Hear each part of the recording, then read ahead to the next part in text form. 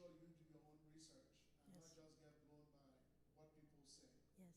So in terms of vision, my vision is to make sure that I'm available to help other people. Amen. Based on the things that I've experienced. I don't like people experiencing, especially the negative part of things, before they realize it. If I've personally gone through it, I'd rather be the only one that will go through it rather than have other people go through it as well. So I'll be the guinea pig, but I don't want anybody to go through that. So that's, for me, that's my vision and outreach as an individual. Outreach. Thank you. Praise God. Thank you for that. Awesome. So, for those that haven't shared their vision, please take a moment to reflect on it.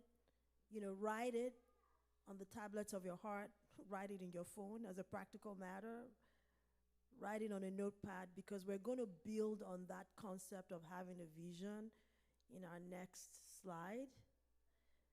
Because once you have a vision, you are going to X.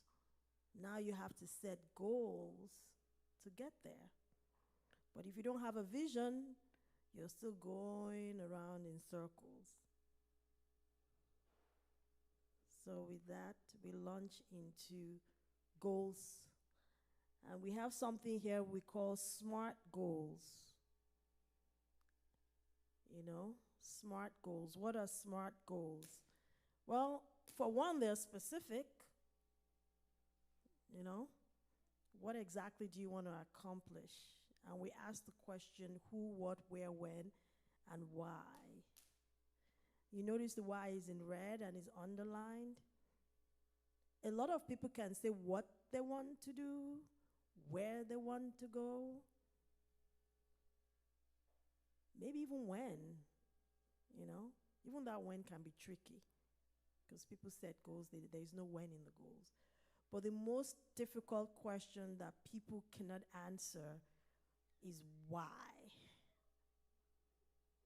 Why do you want to be a doctor?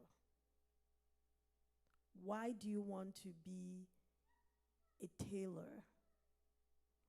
Why do you want to be a counselor? Why is it important to you to have generational wealth for your family? Why is it important to you to help ministers take care of their physical health? The why is key. And being able to answer the why is going to lay the foundation of the actual steps that you take to try to accomplish your goals.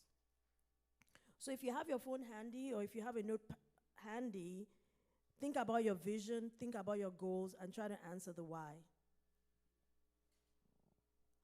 I'm going to give everyone 10 seconds, and I'm going to, really ask for your participation. And while you're thinking about that, I'm just going to read a scripture, Habakkuk 2:2. Then the Lord replied, write down the revelation and make it plain on tablets so that a herald may run with it. Write down the revelation. Write down your goals. Write down your vision from which your goals will be derived. Write it down. I write down a lot of things, I constantly have checklists, tactical checklists for what I'm doing today, this week, etc. It helps me stay organized, but I also can see it. And there's something about seeing something on paper or on a digital device. This is an interactive exercise. The whole point of today is that, people should come out of today's session feeling really encouraged, feeling like they had a restart, a reboot, something that they're going to do differently that is going to move the needle for you in one way, shape, or form. So goals should be specific. Why? For example, do you want to be a Hollywood star because you think you'll be famous? Why do you need to be famous? Because you want everybody to think you're special? Because you want to be adored? I don't know. Or if you say, I want to be a teacher, why? Why do you want a bunch of teenagers yelling and screaming at you? Why do you want to be a high school teacher? Maybe because you care about development and growth. Maybe you feel a calling and you want to minister to and inspire teenagers. Why?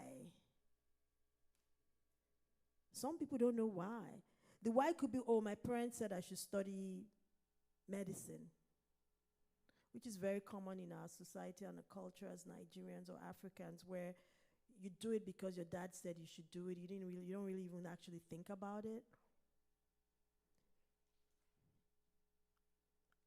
I will keep hopping on the why, because not knowing the why, or the why being the wrong why, can build a lot of resentment in your heart. And if you're pursuing something that you don't even know why you're doing it, that staying power is not there. Have you ever met someone that has changed their major like 3 times? They don't know the why. They don't know what they're doing, why they're doing it, you know? Just wasting time, wasting money. Somebody's paying for that. It's frustrating for the parents, and it certainly is frustrating for the person that has changed their major 3 times. The same thing goes for career. Why? Why do you want to be a plumber? Today you're a plumber, next week you're an electrician, or maybe you started out a career in tech, and then you're like, I want to be a doctor. So answering these questions and doing the hard work in your head, in your time, in your space is so critical.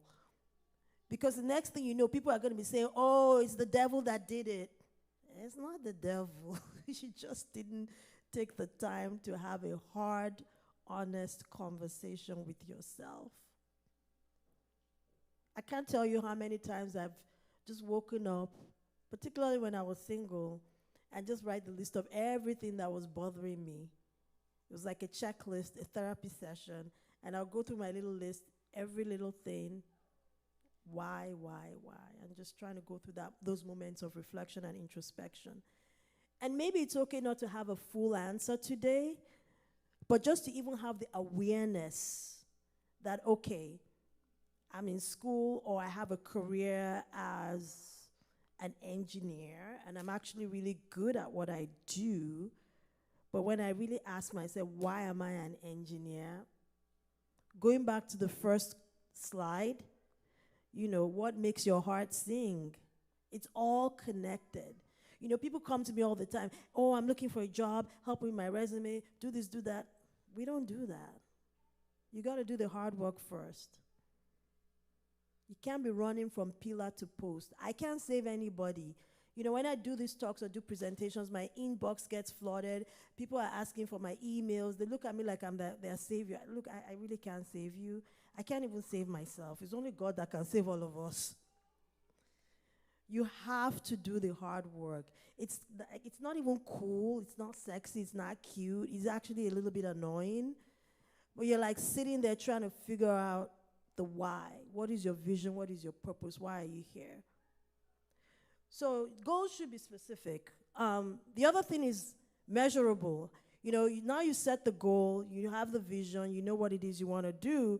The question now becomes, how do you track or measure your progress? How do you know when you've reached your goal? Numbers, percentages, dates, like I am going to go take a counseling course to get certified, and the course starts on November 1st, and it's a 3-month course. So to have a goal that you can't measure success is essentially just an idea. You're not accountable to yourself or to anyone, and you're just kind of meandering for all intents and purposes. So think about some of the goals that you want to accomplish. This is an exercise, this is interactive, so you can see that we're building, right? So hopefully people are taking notes, reflecting. Don't just look at me. Like I said, everything I'm saying are things that I've done at various stages in my life and things that I continue to do. And I would say that they're not particularly easy or fun, but they do get results and they get you moving in the right direction. So how will you track your progress? If you're in school, is it your grades? If you're working, is it your performance reviews? Meets expectations, exceeds, underperforms? If you're working, maybe you want to get promoted. By when? Right? So think about that. How will you measure success? We're climbing a ladder here. The other thing about goals is that they should be achievable. And we live in this world, we have limited resources. Finances could be a resource, constraint, intellectual acumen.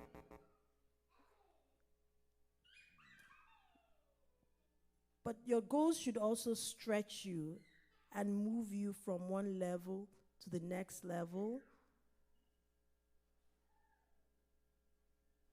But it shouldn't be impossible. So for example, if I say that my goal is to go to space by next year, okay, I'm not even an astronaut. It takes years to train as an astronaut. And then even when you train as an astronaut, you have to be invited or be part of the space program, etc. So if I say to you, I'm going to be an astronaut next year and I'm going to space, well, that's impossible. It's not realistic and it's not achievable. I will not have the technical knowledge within a year from today, no matter how hard I try, to become an astronaut by next year. So goals should be achievable. I'm just going to pause for a second. We've talked about 3 things that make up SMART goals, and maybe we turn it over and ask if anybody wants to share anything about your goals that are maybe specific, measurable, or achievable.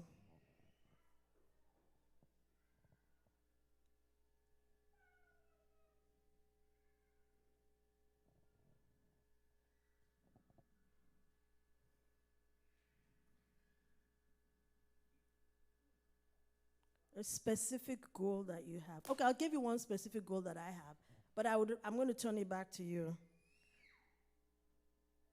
I wanted to become a managing director on Wall Street in an investment bank 22 years ago. Coming out of Kellogg, which is where I had my MBA, I had only one goal in life. I wanted to be an MD on Wall Street. Excuse me? I really wanted to be an MD on Wall Street. How they get there, I don't know, but I had a goal. It was very specific. I had a title, I had a location, managing director, Wall Street, which is New York, investment bank. I had that goal coming out of Kellogg in 2003. And by the grace of God, in 2021, June, I landed at Bank of America as a managing director in corporate and investment banking in New York. Let's give God the glory. Hallelujah.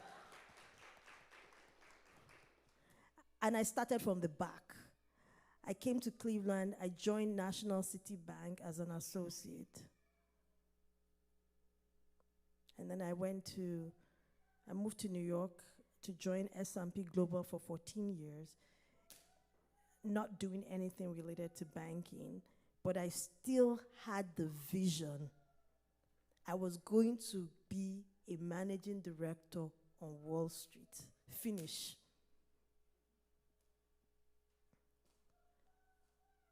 So I'm going to turn it back to you. Give us a specific goal. Use this to encourage somebody. A very specific goal. If you want, you can share the why. Why did I even want to be an MD at Wall Street? At the time, I'm not even sure I really knew. But some of the things I knew was that I loved doing deals. I like to say that, I financed a $2 billion acquisition, a $20 billion deal. I just loved it. And I loved working with the senior management teams, the executives, the C-suite, CEO, CFO, treasurer, to talk about a big strategic transaction that they were looking to undertake. I mean, it just gave me swagger. It made me happy. Like, oh, we are meeting with the CEO of XYZ. I mean, last week or this week that just ended, I was in Pittsburgh meeting with the CFO of a large aluminum company, the largest in the US. Then I jumped on the plane and flew to Arizona and met with the treasurer of a building materials company, right? That makes my heart sing. Let's do the deal. Let's talk about the structuring. Can you even see from my tone? Are we doing bonds, bank loans? How do we want to structure it? So I see someone raising their hand in the back. Maybe you want to tell us a little bit more.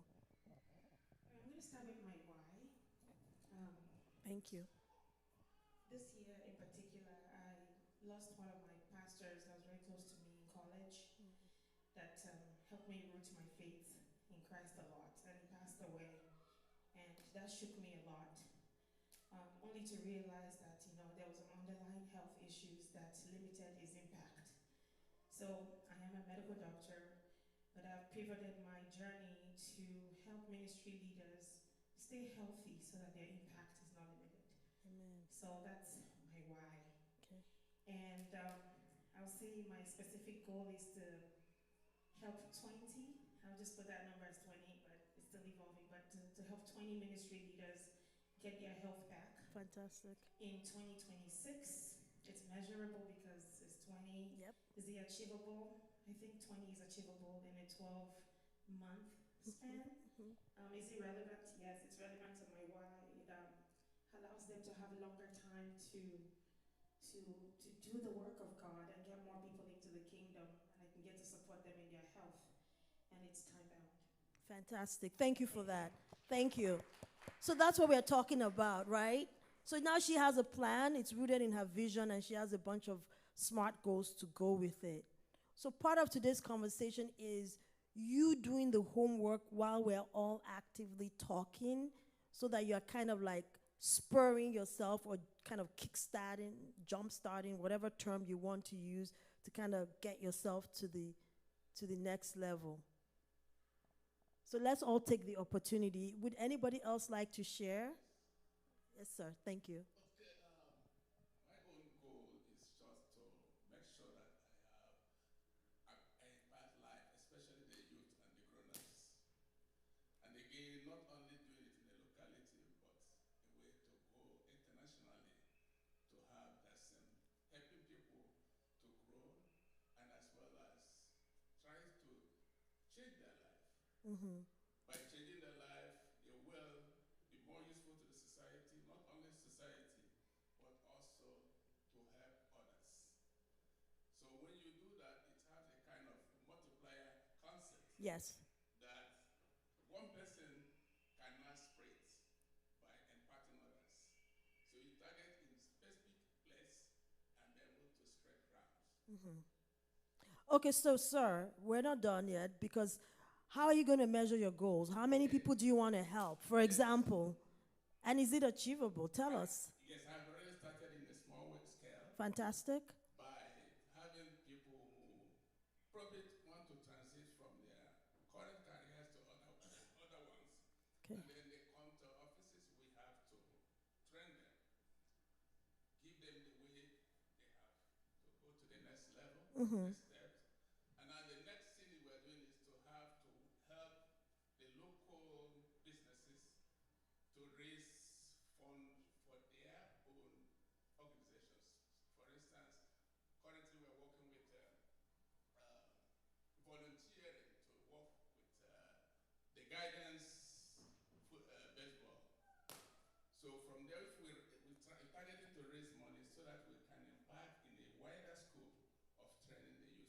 Fantastic.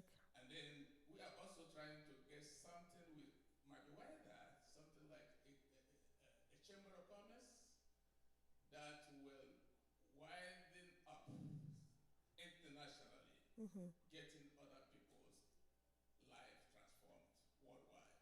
Wonderful. That is a worthy goal. Fantastic. Thank you for that. Smart goals. So we are going to talk about relevant, the R. What is your life's overall mission? Everything ties together. You know, if you ever wonder why you're stuck, there's no motivation. You know, the foundation, you know, we're not tactically addressing, let's fix your resume, this is how you prepare for an interview. We're going to the soul level.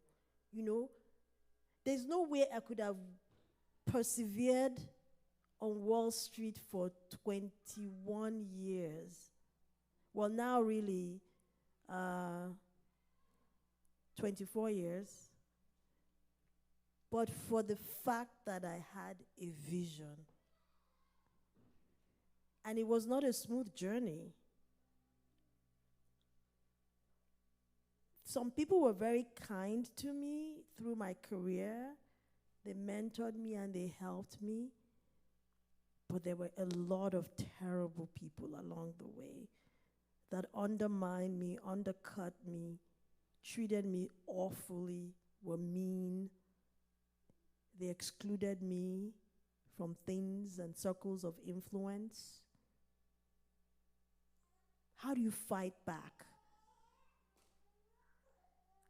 When you're rooted in a vision that transcends where you are and the people that are around you and what they're doing, you count those as mere distractions. Is somebody hearing what I'm saying? You're so focused on where you're trying to go, you actually don't even really have time for these idiots, fools, irritants, whatever you want to call them, devil's agents, if you want to get spiritual. You're so focused. Oh, when I remember some of the stories and experiences I had, I showed up at S&P Global from Cleveland, and my first week at work, there was a lady that I will never forget. I would call her really the devil's agent, the axis of evil. Boy, was she mean. You go through this thing called a rating committee, and I was new, so they were sort of still training me and showing me what to do. And if you know anything about finance, you know, it's all numbers, and credit analytics, it's all numbers. And so I presented to this lady a draft of my work. And let's just say hypothetically we're talking about a financial statement, and I say, okay, we add this number, we do this, and okay, this is the revenue, and this is the EBITDA, and blah, blah, blah, and you know, this is the rating outcome, debt to EBITDA is this, and this is the FFO to debt, and this is the interest coverage. Therefore, I'm recommending we upgrade the rating because the company is doing so well. So I showed her the draft of my work. She looked at it and she agreed with everything in the draft of my work. I'd only been there a short time. So we go into the credit rating committee. The credit rating committee, if you can imagine, is a group of 5 people sitting in a room, all very seasoned. They have the same report. It's a 100-page document or 80-page document or however long it is, called a RAMP. And their job is to review the RAMP document to adjudicate and make a decision on the rating. So I present. We're here today to talk about XYZ. I'm recommending an upgrade for these credit reasons. FFO to debt is up. Interest coverage is up. Debt to EBITDA is down, blah, blah, blah. In the same meeting, the same woman that had reviewed my work went the other way. She's like, no, we shouldn't upgrade this. This is a downgrade. Everything she told me in private, she reversed it in the meeting. And I looked like a total fool. And I wanted to cry. So in the meeting, they downgraded the company, not upgraded it. If you understand credit, you know that you're so far off directionally. It's one thing where you say, okay, upgrade, but maybe not by 2 notches, maybe 1 notch. Okay, at least they're in the same direction. It's like saying, a company is triple A and everybody said it's triple C. That means like, yeah, seriously, like you don't even know what you're talking about. So we did the meeting. It was terrible. I looked like a total loser. I was deflated. I literally just wanted to cry. So at the end of the meeting, my boss told everybody to leave. Everybody was walking out of my boss told me to stay. I stayed back. And he said to me, "What happened?" I explained. He said, "So did she tell you that your analysis was correct?" I said, "Yes." My boss nodded his head and he said I should go. He knew the woman had set me up. Things like that are reasons why people quit. But when you have a vision, nobody can make you quit. You move in the spirit, you move in the physical, you see things beyond where you are. Let me tell you, that same job, I got promoted past the woman. She had been at S&P at the time for over 20 years. I got promoted past her. I became a senior director. Then I moved around the firm. I had different roles. And then I became an analytical manager, meaning I ran the team.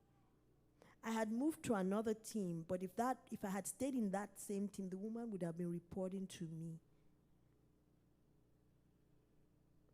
Vision, staying power, resilience.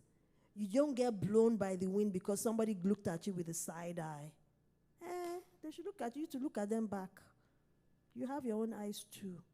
Focus on where you're trying to go. So my goals, like I said to you when I was in business school, I wanted to become a managing director on Wall Street. But the other interesting thing that happened is while I was at S&P, I went to listen to Pastor Bridget Israel preach in Connecticut. Some of you might know her. She used to come here. And whenever she would come to the New York tri-state area, she would let me know. She's based in Houston. She would say, "Oh, I'm preaching in a church in New Jersey, New York, if you want to come." So sometimes I would go. Sometimes I'll be an armor bearer. Sometimes I'll just show up in the service, take the train from New York to Connecticut or wherever she is and just listen to her preach, maybe hang out with her a little bit and then take the train back to New York. But on one of her sermons at a church, either in Connecticut or in the Bronx, I don't even remember where she was preaching, she said that we should possess the land and we should think about the next job we want, the next promotion we want in our job. And at the time, I said I wanted to be an analytical manager, meaning I wanted to become my boss. I wanted to get promoted. And she gave all of us anointing oil. So I went to my boss's office on a weekend, the following weekend, and I sat in his chair, and I anointed the door, his table, everything, like on a Saturday or Sunday when there was nobody there. I said, "Me too, I'm going to become an analytical manager. Me too." And I prayed, just like she told us to pray. And I became an AM. That was in 2016. I joined S&P in 2007. Vision, purpose, something that is rooted and grounded in Christ, that is bigger than you, so that you're not wavering with the wind. It's not to say that the challenges won't come, like that lady I told you about. I mean, that's enough to just be like, "I'm out of here. This place is terrible. These people are mean." And believe me, she was not the only one. I can tell you stories that will make your head spin.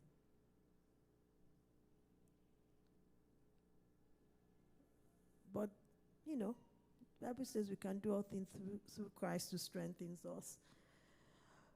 So I would love to hear from anybody else that wants to share on any number of these in terms of how they are thinking about their SMART goals. If anybody else would like to share, we'd love to hear from others that maybe we haven't heard from.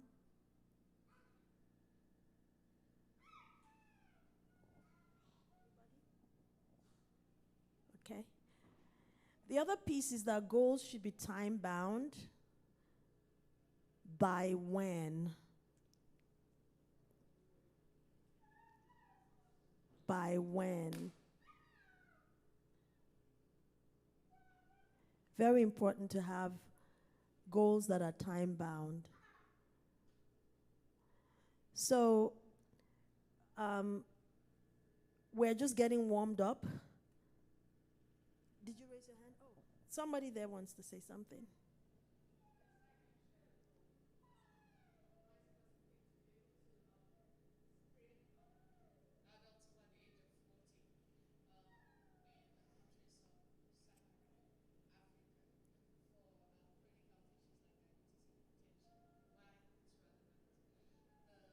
Can you put the mic closer to your mouth? The complications arising from these diseases is becoming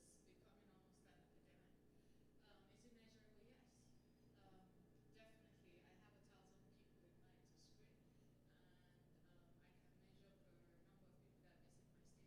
visit my stations when I do. Is it achievable? Yes, it's achievable. I just need to get my funds together. Yes. Raise funds and get it together. It is challenging, but definitely achievable. Is it relevant? Yes.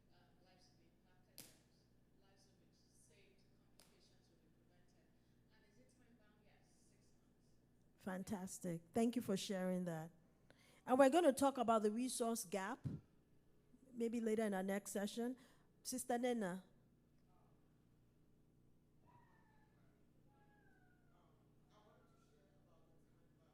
Okay.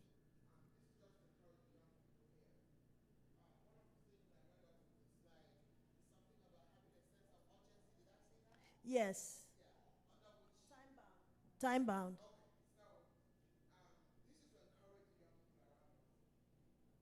Okay, thank you. I'm going to be in 260 in another 9 months, right? So I'm on the retirement slide.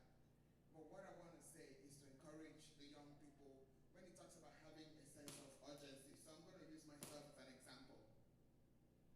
So my goal is still, was, and is still to transition from, I'm a dentist, from clinical dentistry to healthcare administration, because dentistry is very physical.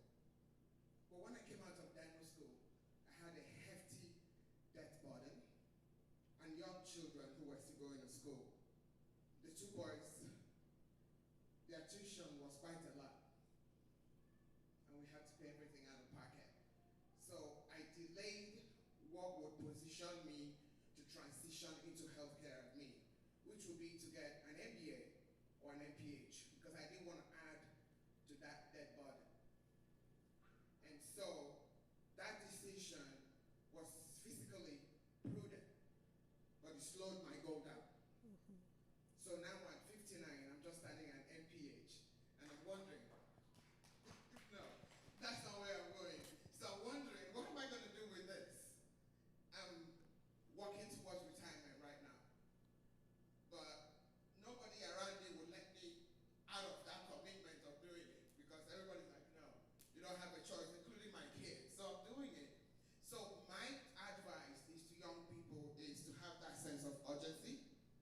And now I'm thinking, if I had done this NPH maybe 5-10 years ago, it would have added to my debt burden, yes, but it would have positioned me better to transition into into my goal. Do we get it? So I'm just using myself as an illustration Yes. for what she's talking about, having specific, because I had a goal, but I didn't have any, wasn't time bound, and I didn't have any end date or a sense of urgency, because I was being prudent, putting the kids first. Yeah. Do we understand? Yeah. Okay, thank you. Thank you, Sister Nina. That's fantastic. Thank you. I think I only have 41 seconds left for this session. But what I will say is that time-bound piece is so key. I was on a mission. You wouldn't even believe. I had to go to business school. It had to be a top 10 school. Yes. I remember I flew from Thailand to New York because I was working in Thailand at the time for GE Capital. From Thailand, I flew to Chicago to attend an open house at the Booth School of Business, University of Chicago. I stayed in the dorm because I couldn't afford a hotel. And I did like a tour of the campus. I came back to New York. I rented a car. I drove all the way to New Hampshire to attend an open house at Brown University. No, sorry, at not Brown. What's the other one called? Forgetting the name. Well, one of the business schools all the way up in the middle of New Hampshire somewhere, in the boonies. It was like a good 5-hour drive from New York. I rented a Ford Explorer. I still remember. And I'd never even driven that far up north because I only had a couple of days in the US and I had to fly back to Thailand.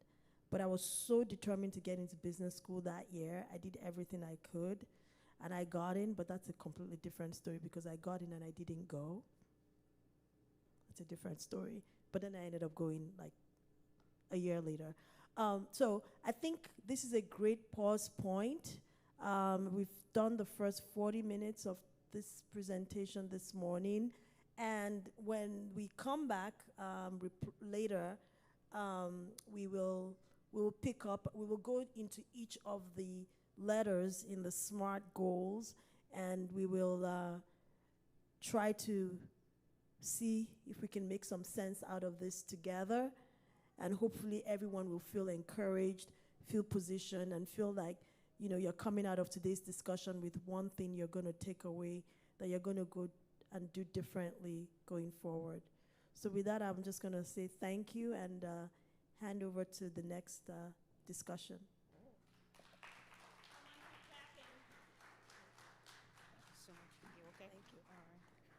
Thank you so much.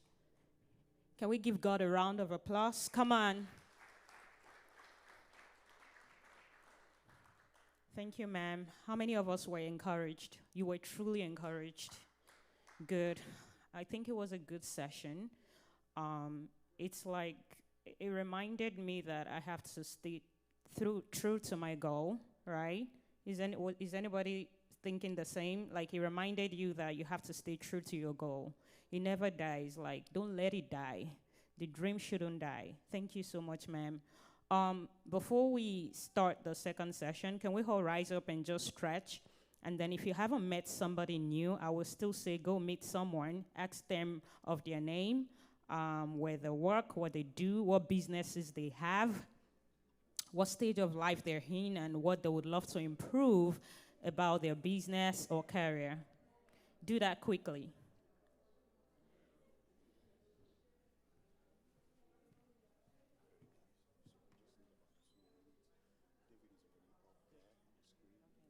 I'll introduce him.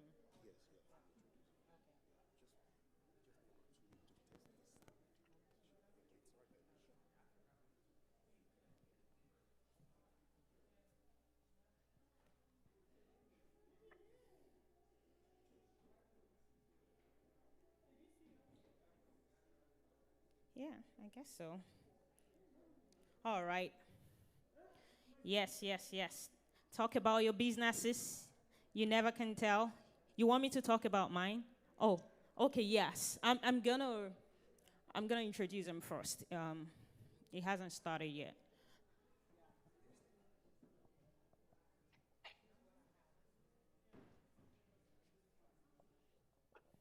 If you want to meet me, I'm available. We still got some time. You want to meet me? You want to know what I do? I would love to meet you. Okay.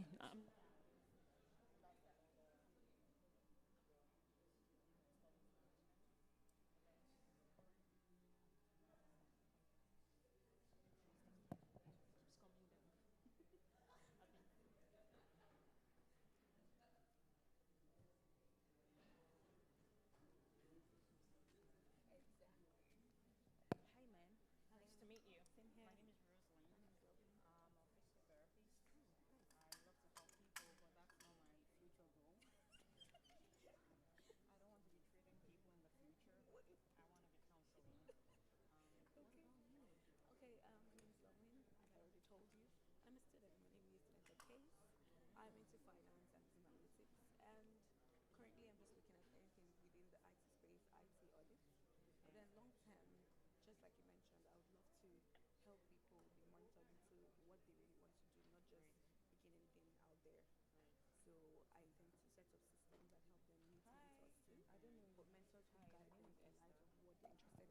Okay, thank you. Nice to meet you.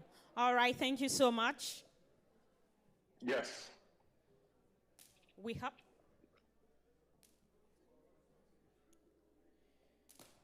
Okay, when we are done, we can have a seat. Yeah, I can hear y'all. Great, great, thank you. If you need to take water break, I think we have water on the other side of the hall, so you can quickly grab water before we start the next session. But yeah, our second guest speaker is up now. Can we hold seat, please? Thank you. I'd love to introduce our second guest speaker. Let's settle down. Please settle down. Settle down. Again, if you need water break, we have water to my left side. You can go grab water. So our second guest speaker for today is David Okocha. He's a university recruiting manager at Texas Instrument. He's been doing this for a while. And I would just like to go through like just some of his awards and achievements, just for you to know that our hone is good. He's actually really good. I've been going through some of his work on LinkedIn, and I was so impressed, okay? He's gotten several awards and honors. 2023, he got the Pacesetter Award. He was on the Dean's List in 2021. He was also on Judge Anthony Moore Award for Diversity and Inclusion in 2019. He was also on the Jesuit Schools Networking Recognition Award in 2019. Please, let's give it up for David Okocha.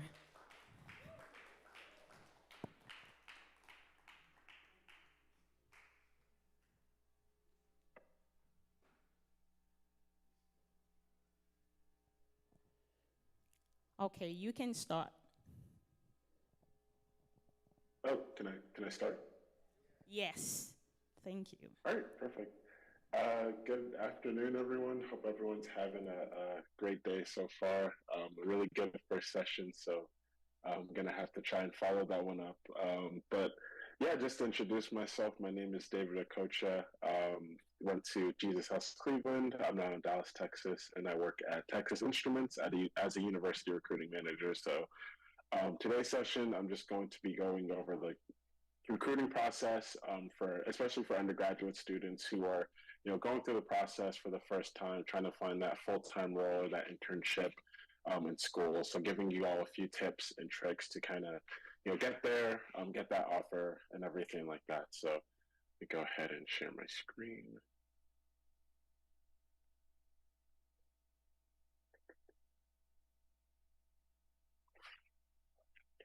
All right. So yeah, today's session is called Demystifying the Recruiting Process, going from the interview to the offer. So what am I going to go over today? So first I'll talk about the application process, so the actual timeline for recruiting and a lot of the key stakeholders that you work in throughout the process. I'm going over the interview prep and the STAR method, and then the offer process as well. So jumping into the application. Okay, so a little about me. From Cleveland, Ohio. Went to Ohio State, and then at Texas Instruments, I now serve as the university recruiting manager for the Midwest region. So these are some of the schools I support in my role. And then some of my hobbies include cooking, reading, sports, anything Cleveland sports, big Cleveland sports fan, and then volunteering and service as well. So let's talk about the application process and what it looks like for applicants, and then also for me on the recruiting side as well. So the recruiting timeline really starts in August to really July as well. So a lot of students wonder, when do companies post roles? When are we getting roles out there? When do we actually start hiring? And a lot of companies will post roles in late July to August. That's when they'll post their full-time roles, their internship roles for the following summer. All of that will really happen in August. From there, we go on campus. So I go on campuses all across the U.S. to go to career fairs, do info sessions with students, networking events. We'll go to conferences like NSBE, National Society of Black Engineers, NABIMBA, National Black MBA Association, to really hire people for these roles. And then August and December, we're still continuing this process, winding down a little bit as we begin to fill a lot of our roles, because we really want to have all of our roles filled by January, because from January to April, we're going to start onboarding our new hires. So that's when they do the background check, drug screening, any orientation, things like that. So for anyone who is looking for a full-time job coming out of school or looking for an internship, now is really the time to start looking. And it's ongoing currently. Companies are trying to fill roles at this time. So now is really the time to lock in and start looking for those full-time roles. So these are just a few of the people you talk to throughout the recruiting process.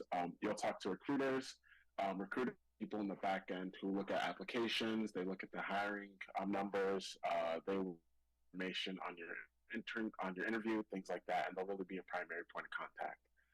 You'll also talk to company representatives as well. So these are people who are going to be working at the company. If you go to a career fair, you'll probably see a few people there who actually work at the company and share their experiences, and then actually assess your interest as well. And then you'll also have interviewers who are actually going to be doing the interviews, and then hiring managers as well. So these are just a few of the common myths I see around recruiting, and just a few myth-busting things. I don't want students to have these misconceptions because they can hurt you in the long run. The first biggest one I see is that I have to wait until career fair before applying to any roles online. The reality is, the you apply, the better chances that you have. Today's recruiting landscape, it's a numbers game, right? We get hundreds of applicants for a lot of our roles. So the sooner you apply, the better. Because if we meet you at a fair, if we meet you at an event, and we want to move forward with an interview or anything like that, the first thing we're going to ask you to do is apply. So definitely apply as soon as roles get posted. The next one is applying to lots of jobs increases my chances of landing one. This is a myth. The reality is we see a lot of serial appliers, so people who apply for every job at the company, from the director of sales to the janitor position, right? Reality is you want to apply to roles that only fit for, your abilities, want to apply to roles that you fit the requirements as well. So really only apply to roles that you're really interested in. The next myth is that a referral is the best way to secure a job. And the reality is a referral is really helpful in moving you up the pipeline and moving you up the chain. The reality is you still have to meet requirements. So a referral won't automatically equal an offer. Then an internship is almost always guaranteed for the job. And the reality is we hire people for our full-time roles who didn't intern at TI, at the company I work at. I didn't intern there, but I still got a full-time role. So that's another common misconception I see students make as well. So an internship isn't always a guarantee for a job as well. So just because you intern at a company doesn't mean you'll get that full-time role as well. So make sure you put your best foot forward during the internship. So a few best practices when you approach recruiters at a career fair or any type of networking event when you're looking for a job. First, visit the company's career site ahead of time. Ask about a particular role. So definitely look at the site ahead of time, know what the company is hiring for. It's not a good practice to kind of just show up and say, hey, what are y'all hiring for? Because it shows us that you didn't really do a lot of research that you want or what you're looking for. Ask about what services and what we do. Show the interest in the company or industry. So really know what that company is working on, and then be able to craft your elevator pitch around how you can fit that company's needs, and really show your passion for working for the company as well. So what's your elevator pitch, right? So an elevator pitch is a short prepared talk. It's usually 1 to 3 minutes to showcase your professional value in a way that the listener wants to learn more about you. So your elevator pitch should have 5 key strategic things.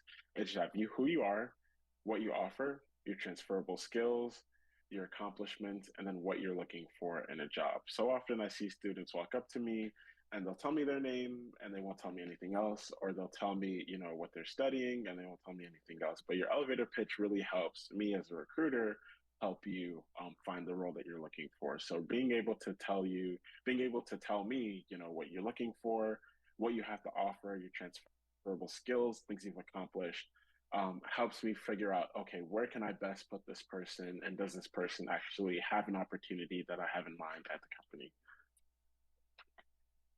It's also important to communicate your skills through your resume. So if you ever been to a career fair, you'll see companies hand out pamphlets on like, hey, this is our company, this is what we do. Your resume is the same, right? Your resume is your pamphlet that shows companies, hey, this is who I am, this is what I can do. So it's not to showcase everything you've done or worked on, but it's really to showcase what you can do. So making sure that you have action verbs and you can really quantify results. So increased efficiency, X amount percent, things like that. And then no paragraphs, only like a few bullet points for each experience as well. Okay, I'm sorry, David. Excuse me, Mm-hmm. everyone. I'm sorry. Can you hear me? Yes. Can y'all hear me?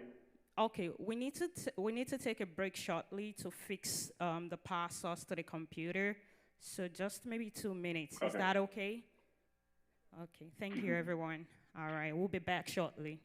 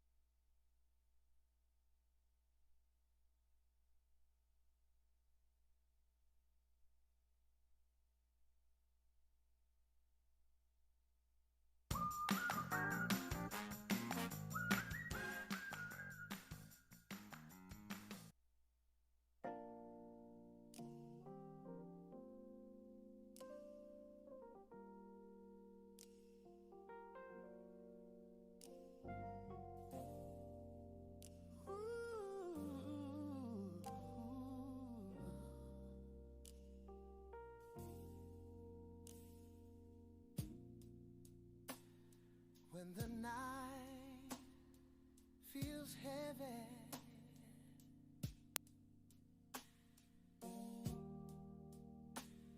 and my strength is almost gone,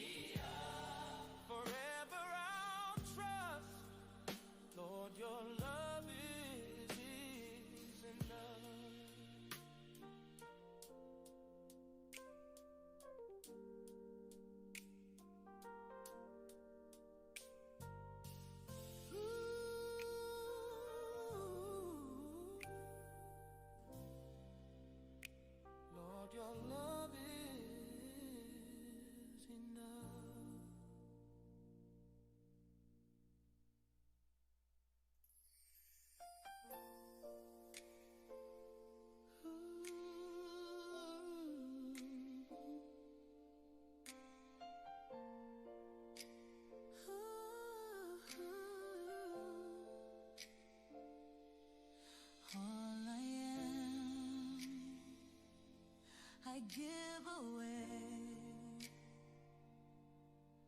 for the joy of your embrace.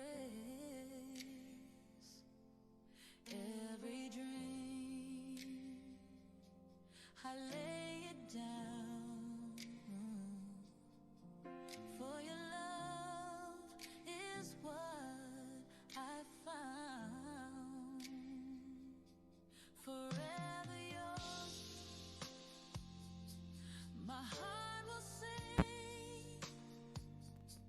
Forever yours, my offering.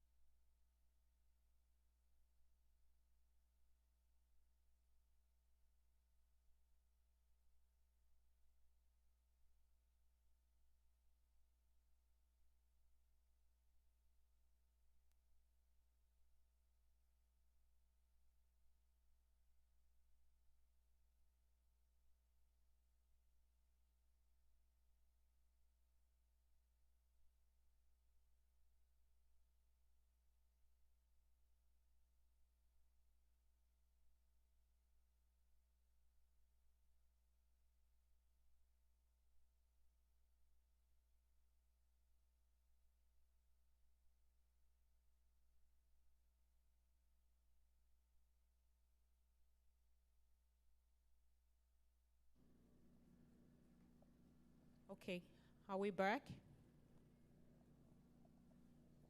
Are we good?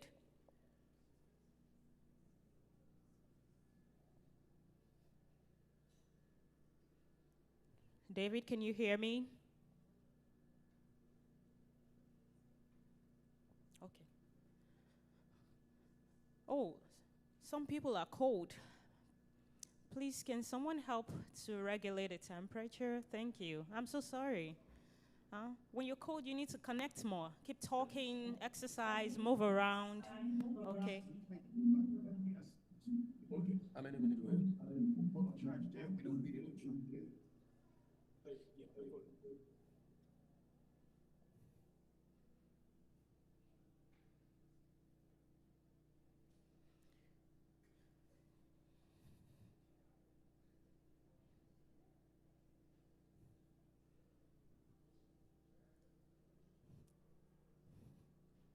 Okay.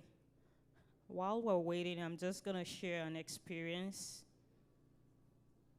I'm glad, like, outside of here, actually, I do MC professionally, so I'm like, why are people just sitting? Okay, so let me share an experience of, like, how God can actually give you confidence sometimes to just, walk up to people and ask for interview or something. So I think it was like 5 years ago. I just finished my NYC in Nigeria, and I was job hunting. And so one day at church, my church is a very large church, like 6,000 congregation.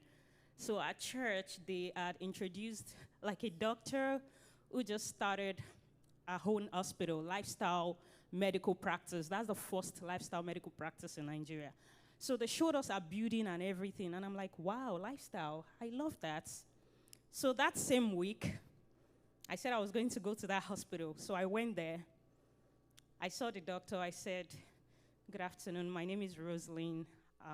I heard about your new building, so beautiful. By the way, I'm a physical therapist, and I would love to work with you. She looked at me, she said, oh, but I don't have a physical therapy set up yet. Can you set it up? I said, yes, I can. She said, write a proposal. I'm giving you 72 hours to write a proposal. I wrote the proposal. She said she loved it. I started the physical therapy in a hospital. I worked with her. Even when I got another job during COVID, right, I told her I got a job. She said, Rosalind, go, but you're still working with me, because our practice is different. Like, she get the clients, and then she calls me in, right? So I worked with her even up until now. Wow. Yes. Hallelujah. So God, and it's God that builds this confidence, and it's been like that. I can walk in anywhere and say, this is me. This is what I do. I can help you. Glory to God. Okay. Are we ready? We're not ready. Who wants to share? Any interview experience, that God actually led you to what to say, what to do? Anybody? Please share. Okay. I'll share another one. So I said it while I was working with that doctor, Ifoma Mounye. Then they built this very big military hospital in Abuja. It's called Army Command and Naowa Hospital. So somebody told me, and I applied. My father is not a military man, or I don't know anybody. So I went for the interview. I think they interviewed about 6 of us. And then at the end of the day, they called me for the job. I was the only one they called. Again, I was the one who started the physical therapy unit in that place. Young girl like me, I'm very young, by the way. So when people come in, they'll be like, how did you get here? What did you do? Is your father a military personnel? I said, my father is God. Hallelujah. This is just building confidence. When you're with God, you are majority. Yeah, but you have to also prepare. Now, the last one for preparation, when I was going to look for a place to do my National Youth Service, because I was deployed to Oyo State. So I wanted to go back to Abuja, because that was where my church is. I was already serving as a care group leader. And I prayed to God. I said, God, I want to go back to Abuja. So one day, the camp director had an injury that requires physical therapy. So they called me to go see her. So I used the opportunity. I know they carry last. I said, Ma, please, I would love to be redeployed to Abuja. She said, give me 3 reasons. I said, first of all, I serve God there. Like, I'm a care group leader at my church, and I really love my community. I want to go back. And then I said, secondly, I've been building something there. I started a home health, blah, blah, blah.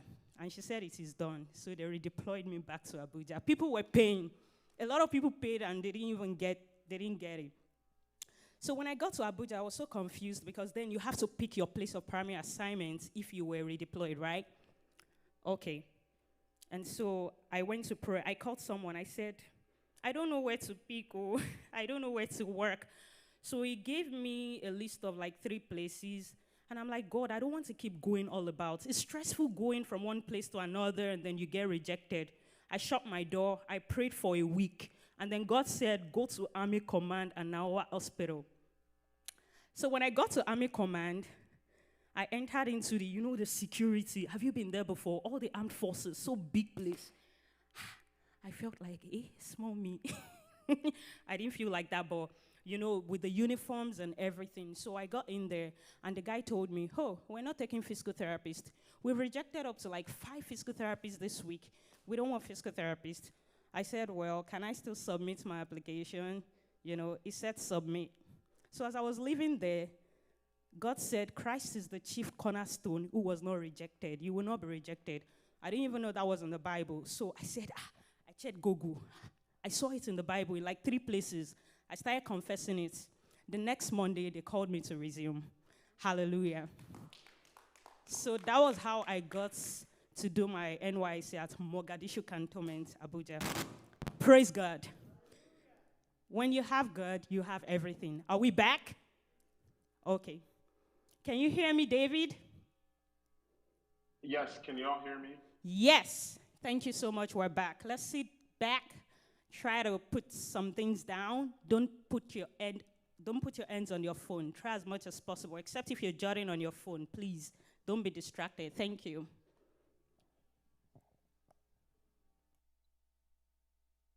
All right, I will go ahead and continue. So yeah, going back to where I stopped, going to transferable skills. So transferable skills are just things that you can do, or things that you have done that you can, rework or reconstrue for your resume, right? So a lot of people, when they think about their skills, they think about, okay, I'm good with, this platform, I'm good at this skill, but they don't really think broadly about things that they've done, maybe at home, maybe at school, maybe even here at church, right? So transferable skills are the abilities, talents, and areas or expertise that you're good at that are helpful and relevant across different areas, right? And when employers are looking to fill roles, especially intern roles, we really look to fill for potential. So a few examples of transferable skills include problem solving, creativity, curiosity, relationship building, influencing, navigating ambiguity, and analytical and critical thinking. And you don't need a degree really to have any of these transferable skills. You don't need any fancy training or anything. This is stuff that just comes out through day-to-day life. So as you build your resume, really think about the transferable skills that you have, and think about how you can take those skills and apply them to the job you're looking for, or to your resume as well. I always think about this example when I tell students of how to build their resume or how they can use some of the experience that they have. Let's say you were a cashier at McDonald's, right? And you're trying to build out your resume. For your resume, you could either put like, "Oh, I was just a cashier at McDonald's," or you could say, "I manage payments at a Fortune 500 company." It's thinking about which one sounds better, right? So taking what you've learned, and taking those experiences that you do have, and being able to, really create descriptions that sound better, that look better on your resume, and really show the company what you're capable of. And then finally, putting it all together, companies are really looking for potential. We look for potential. We want to bring candidates in that we believe can grow the company. So really look and highlight your transferable skills. Your elevator pitch, your resume, and your interviews are all marketing tools. So as you're looking for a job, think of yourself as a company, right? And you are working for another company. You're trying to build business deals, things like that. What can you do as a firm yourself to market yourself to other companies that you want to work with, that you want to partner with as well? For any students who are out there, definitely use the resources that are available on campus. So a lot of schools have like career centers that do a lot of what I do, right? They tell students about how to fix their resume, or interview advice, things like that. And just keep in mind that anything you put on your resume is fair game as well. And I'll have a little bit more on that in a bit. And then as you apply for jobs, definitely identify relevant roles, so narrow down the job industry, and then look at the job description. And then as you're building your resume, make sure that your resume matches the experience and description that the company is looking for. And then also apply to multiple roles as well. Just be mindful, because we have seen people, apply to multiple roles. And if a company recognizes you as a serial applier, it will hurt you with our applicant tracking system, or ATS, as some people may have heard. So let's talk about how you can interview as a pro at a company. So the key to a good interview and the key of any interview is really communicating your skills. So a few things as you start to interview with companies and things like that. The first one is do your research, right? Research the organization, understand the company's values, and then how they really relate to yours as well. So, a good source of this is, any website like MSNBC or Glassdoor, anything like that. Understand the job description and the role requirements. So it's not like school where it's a test and you don't know the answers, right?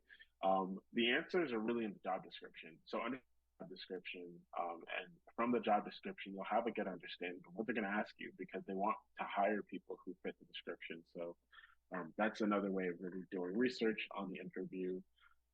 Highlight the key words and action-oriented sentences in your responses as well, and then in the job description. And then develop a plan to learn items that you don't know. Again, we look for potential with a lot of interviews. So even if you don't know something or there's a key skill or a platform that's in the description that you're not really proficient in, really come up with a plan on how to address those items. And then interview preparation. Give a clear example of previous experiences and then really be able to toot your own horn as well. This is a way for you to really brag about yourself and brag about your abilities, but also to really sell yourself and say, like, this is why I'm the person for the job. You don't want to pass me over because I have the skills you're looking for. And then also have questions to ask after the interview is complete as well. So at the end of the part where they say, do you have any questions for us? You should probably have questions for the company. So let's talk about the STAR method of interviewing. So the STAR method is really how a lot of behavioral questions, not technical, but behavioral questions are asked in an interview setting. So the first one is S and T, the situation and the task. So describe the situation that you were in or the task that you were given, and describe in a specific event or situation. So try not to be too broad or vague when describing the situation or task. And then really be able to give a description of what you went through with that task. Next is the action that you took. Describe the action that you took within that task or situation, and describe kind of the actions that were taken as well. The key mistake I see a lot of students and a lot of experienced people make is that when they're in a group setting, they'll talk about, hey, our group did this, our team did this. But we really want to be able to isolate what you did. So don't tell us, what the team did. Really tell us and isolate what you did, and then don't tell us what you would have done differently or what you should have done. Tell us what you did. Tell us the action that you completed, and then the results. What happened? How did it end? What did you accomplish? And then what did you learn as well? Especially the what did you learn? Companies really want to learn that. Really want to figure out, okay, this is what the person learned. This is someone who learned and develops their skills as well. So. A lot of behavioral questions that you'll see in interviews, like tell me about a time when you did X, Y, and Z. Use the STAR method to formulate your answers because you'll start to give answers that really get at what the interviewer is looking for. So before the interview, remember that for new college graduates and intern roles, interviewers are looking and assessing for potential in the role as well. So if you're currently in college, you're still learning, you're still taking classes, we're assessing for potential. So we really want to be able to isolate and ascertain, does this person have the potential to learn and grow based on their experiences so far? The idea isn't to surprise you with these questions or to set you up for failure as well. So a lot of companies will send information on what the process looks like. And if you ever have questions on how the interview process works, you can also reach out to your recruiter as well to have a lot more detail for you. Next is do your research and homework on the company, right? Look at their website, their product list, their YouTube, anything that can help with that. Look for any ongoing projects, goals, and company values. A good cheat that I have for behavioral questions is that we are assessing based on the values. So any behavioral questions that you get on an interview are going to be based on the company's values more often than not. So look at the company's values and then base your STAR questions or STAR responses based on the company's values. And the next is prepare. So there's no such thing as being overdressed. So definitely wear clothes that make you feel comfortable, you feel professional. Polish your resume and have questions for the interviewers after the question. I can't stress this enough. Don't be the person that kind of just looks at the interviewers after the interview is over. Have questions for them on the company, on their experience of the company, things like that. It shows that you really do care about the role and about the company itself. And also remember that you're interviewing the company as well. So you're also trying to figure out, hey, for this company, but is this company a good fit for me? So also keep that in mind as well. So a few do's and don'ts on interviews. So the first one is practice, practice, practice. And then when you're done practicing, practice some more. You can never go and over prepare for an interview. So definitely practice, look in the mirror, write out your responses, and just kind of talk through how you respond to things. Utilize the STAR method for any behavioral responses that you have. And then if you ever have any any feeling of unsureness during you just ask for clarifying questions as well. Be able to have and demonstrate your transfer skills, so skills and abilities that are actually relevant to the role and helpful across different areas, and be able to demonstrate why you're a good fit as well. So do that by really showing that, hey, I'm a good fit for this company because of X, Y, and Z. And then don't try to be that person that's like, I think this is a cool place to work, right? Now really show that, hey, I'm a good fit for this company. Here's why. Approach your question strategically, so your answer should be specific enough to provide the interviewer with all the needed context while not also being overly verbose. So you don't want to beat around the bush, right? Really be able to answer the question strategically. Again, ask the questions, the interviewer questions once the interview begins to wrap up. Keep in touch with the interviewer and the recruitment team after the interview. So sending a follow-up thank you email is also really good best practice as well. And then your attitude really matters. So be yourself, project confidence, and be able to show your stuff as well. So a few don'ts as you start to approach interviews. So don't say anything that you're not confident in is really important as well. So if you're not confident in it, if you can't speak to it, don't mention it in the interview. If you don't know the answer to a question, don't lie and make up a response.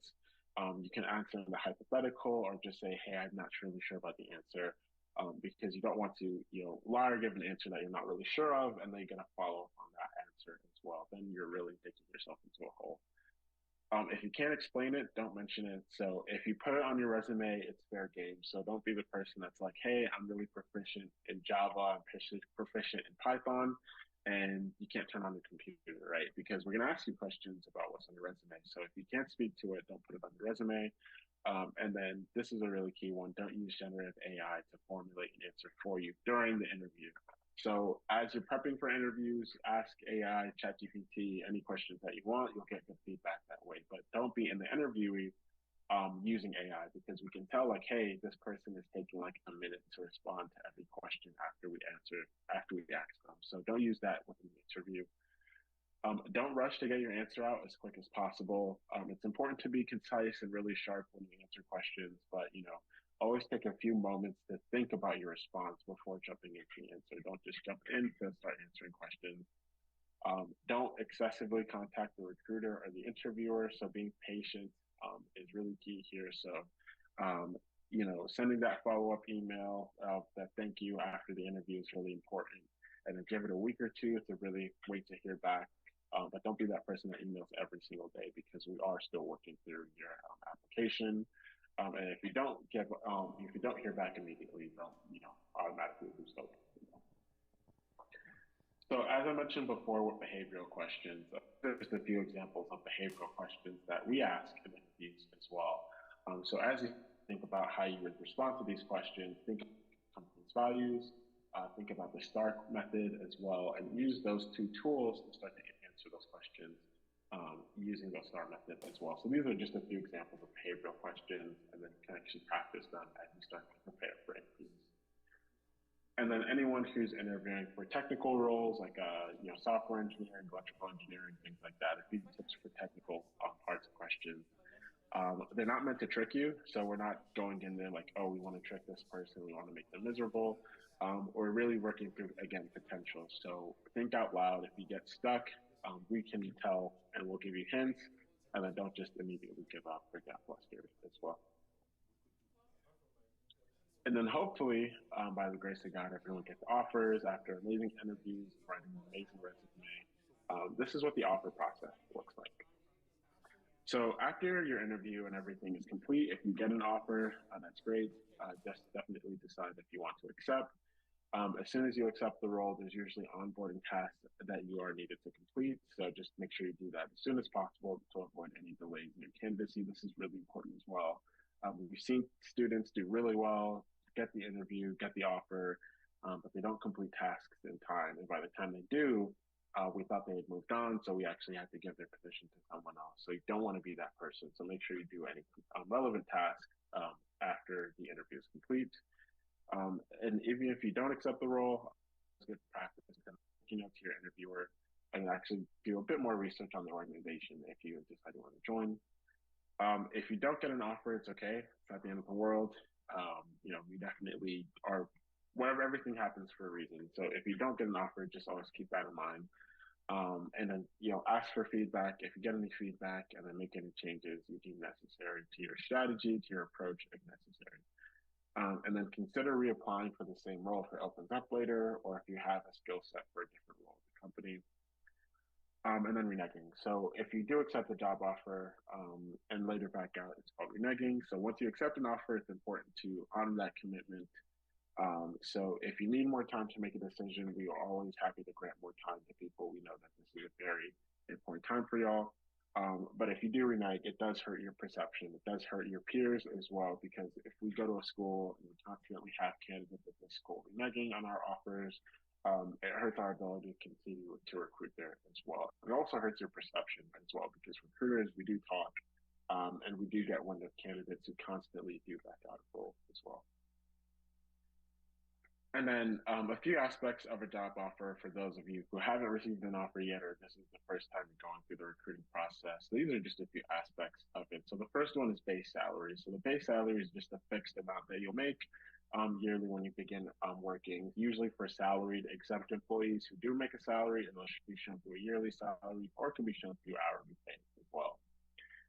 There's also bonuses. So bonuses are lump sum monetary rewards that an employer gives to an employee when he signs. So some companies have a sign-on bonus, and some companies have a relocation bonus to help you relocate to your working location.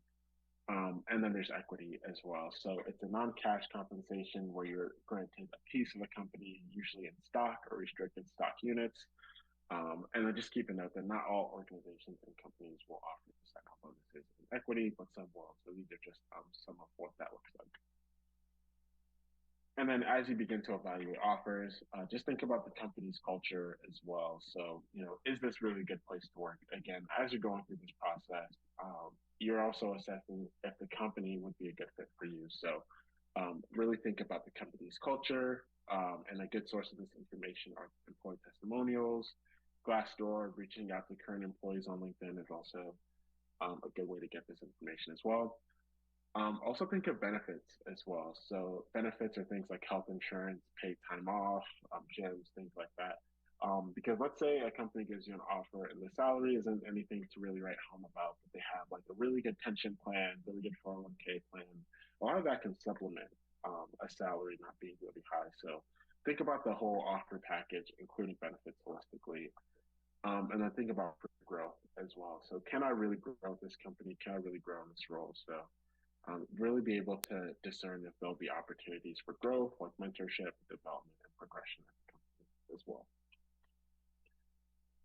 And then after accepting an offer, just think about a few of the common challenges that students in their roles as well. So a lot of common challenges students have is just difficulty adhering to professionalism, working with a team, things like that as well. So just as you kind of just realize that you're making the jump from professional or school life to professional and corporate life as well. So really get accustomed to working in a professional environment. I always tell students you're going to work from boomers to Gen Alpha, Gen Z, a wide variety. So just treating others as you would like to be treated, the golden rule. And so always a good moral compass as you start to navigate corporate life as well.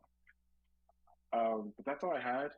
Thank you all for joining. I hope this was really helpful in navigating the recruiting process, especially for students if you're going through this process for the first time. The biggest advice I would give is to just, do your research on companies as you start to figure out which one to work on, because you'll learn more about what you're interested in as well. Constantly look over your resume, get feedback from multiple people on your resume, get multiple eyes on your resume as well, and then practice. So That's all I had. I hope y'all can still hear me during that, but thank you all for having me. Wow. I think that was packed, like different aspect from the beginning of the recruiting process up until And the I end. can answer any questions if there are any questions. All right, all right. Thank you so much, David. That was fully packed. Thank you for impacting us. Do we have questions? Yeah, there's still a Q&A session, but I don't think it's gonna be, yeah. Do we have any questions on the goal, especially for those in the recruiting process right now? Okay, thank you. I was gonna go. So after. Hi, David. Thank you for your presentation. Can you tell us how important it is to align with the recruiting cycle, particularly for colleges?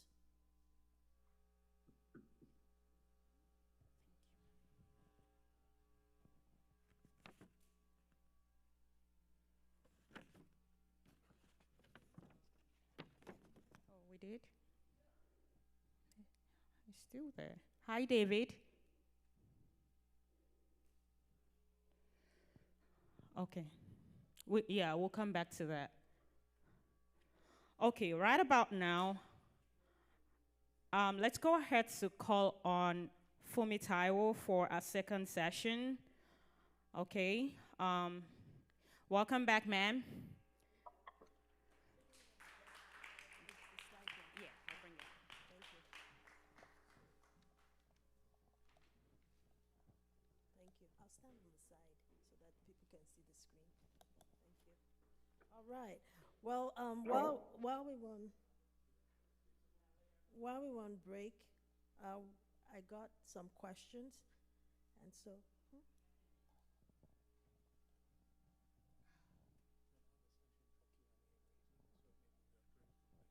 Oh, okay. All right. Later. Okay, great. All right. So maybe we'll do the questions later. We can pick up from where we left off if we have the presentation handy. SMART goals.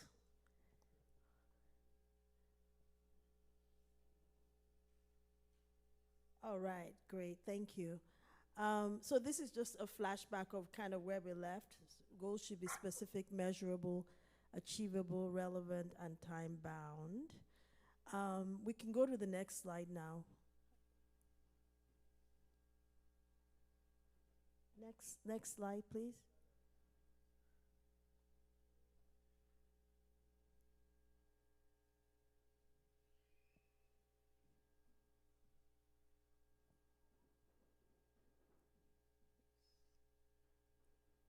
All right, so we've talked about some of this, and as I said earlier, the why is maybe the hardest part of figuring out what your specific goals might be.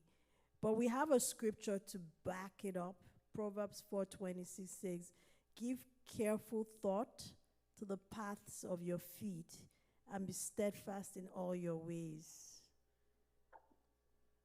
And I just want to pause and maybe have us reflect on that scripture very carefully, you know?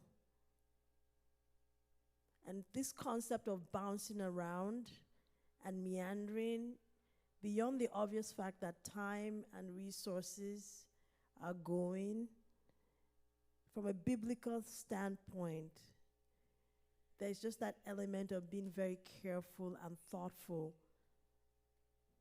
People like to say be intentional.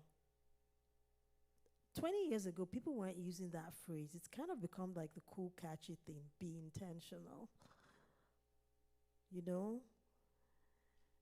And this is sort of the hard work that you do on your own, in your own prayer closet, in your own quiet time of reflection. Nobody can do this for you. Even if you hire a coach, they can't do this for you unless it's their dream and not your dream. It's their vision and not your vision. But the vision comes from within. And if you're a Christian, inspired by the Holy Spirit. So who is at the heart of your goal? Hopefully that's you. What is it? We've heard from different people today on what it is that they're aspiring for. I think somebody's counseling, somebody is a doctor that wants to minister to people in the, that wants to pivot their practice to people in the ministry. Where? You know, is it here in Cleveland? Is it in someplace else that makes sense to what that goal might be? And why? The why is really the hardest question. I keep going back to this and I keep hopping on it because it's something that is so easy to gloss over. But if you can answer that question and pray your way through it, you will have the staying power to be able to get through all the different storms and the different seasons that come on the journey to achieving your vision. So I'm just going to look on to the next one. Wait, how did we get here? Can you go back?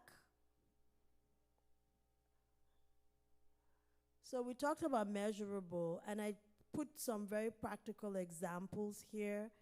So if you're a business person, you might say you want to increase sales, but then how do you measure it? You have to have a metric. So in this example, I say increase monthly revenue by $15,000, grow my customer base by 10%. 10% is something you can actually measure and look forward to and work towards. Fitness, that's a goal. And why fitness, which is very interesting for the medical doctor lady. I have a fitness goal to improve my health. So that's the goal. Thank you. Thank you, sir. So my goal is to improve my health, but then the question is, how do you measure it? What are you going to do? In these examples, you know, I'm going to walk 10,000 steps a day. I'm going to go to the gym 3 times a week, and I'm going to lose 10 pounds in 3 months.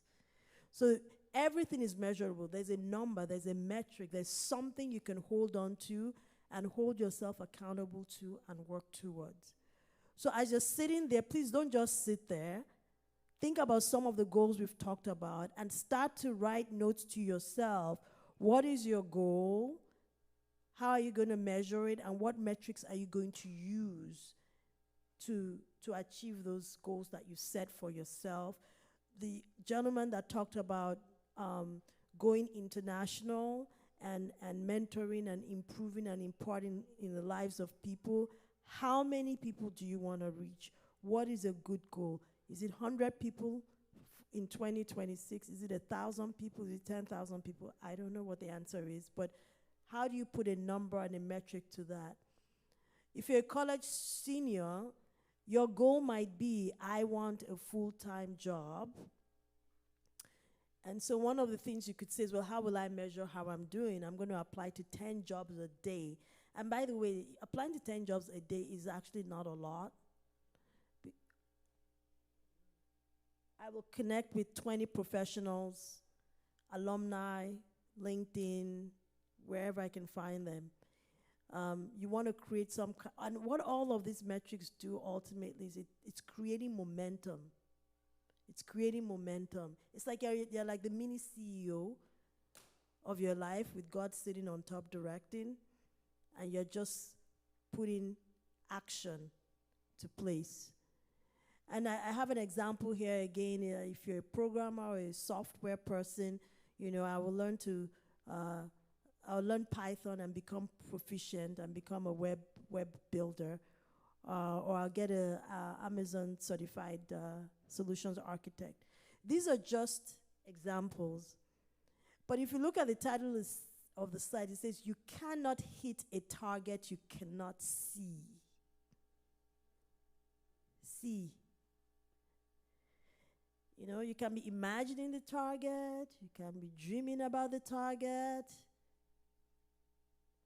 Luke 14:28 says, for which of you desiring to build a tower does not first sit down and count the cost, whether he has enough to complete it? So think about all these metrics as counting the cost.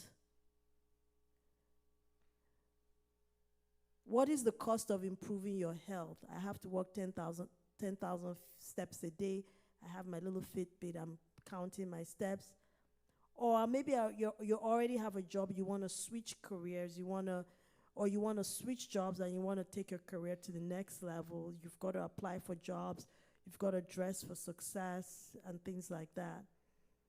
So there are biblical principles that you can also infuse into some of these SMART goals, which I hope will resonate on a deeper level, on a spiritual level, on a cellular level, that would spur some kind of action or encouragement in your heart as you go on your journey. Remember Luke 14:28.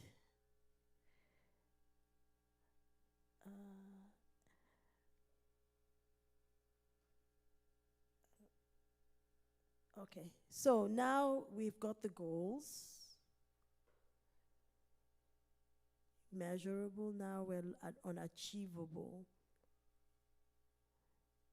And this is where a lot of people may get stuck. So assuming your goal is achievable, meaning it's realistic, given the resources and the time that you have and where you are in your life, Philippians 4:13 says, I can do all things through him who strengthens me. And as a practical matter, we live in this world. It's, even though we're not of this world. And so on the left side of the screen, and for your own personal exercises, now you have the goal, and you're referring to your goal that you hopefully have on a sheet. You have your vision. So you have a compass of where you're trying to go. Now the question is, what do you need versus what do you have? So in your checklist, in your own personal exercise, in your own personal reflection, you can pick a goal and start to ask yourself, what do I need? And I gave examples. Maybe you need a college degree, graduate degree, work permit, immigration, licenses, certifications, work experience, etc. That's on the left side. And then the question is, what do you have? And what is the gap? And how can you bridge that gap?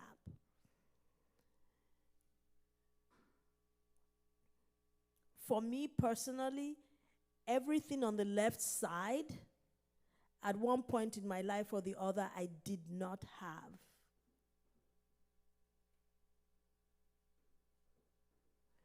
But the reality of the matter is, bridging the gap.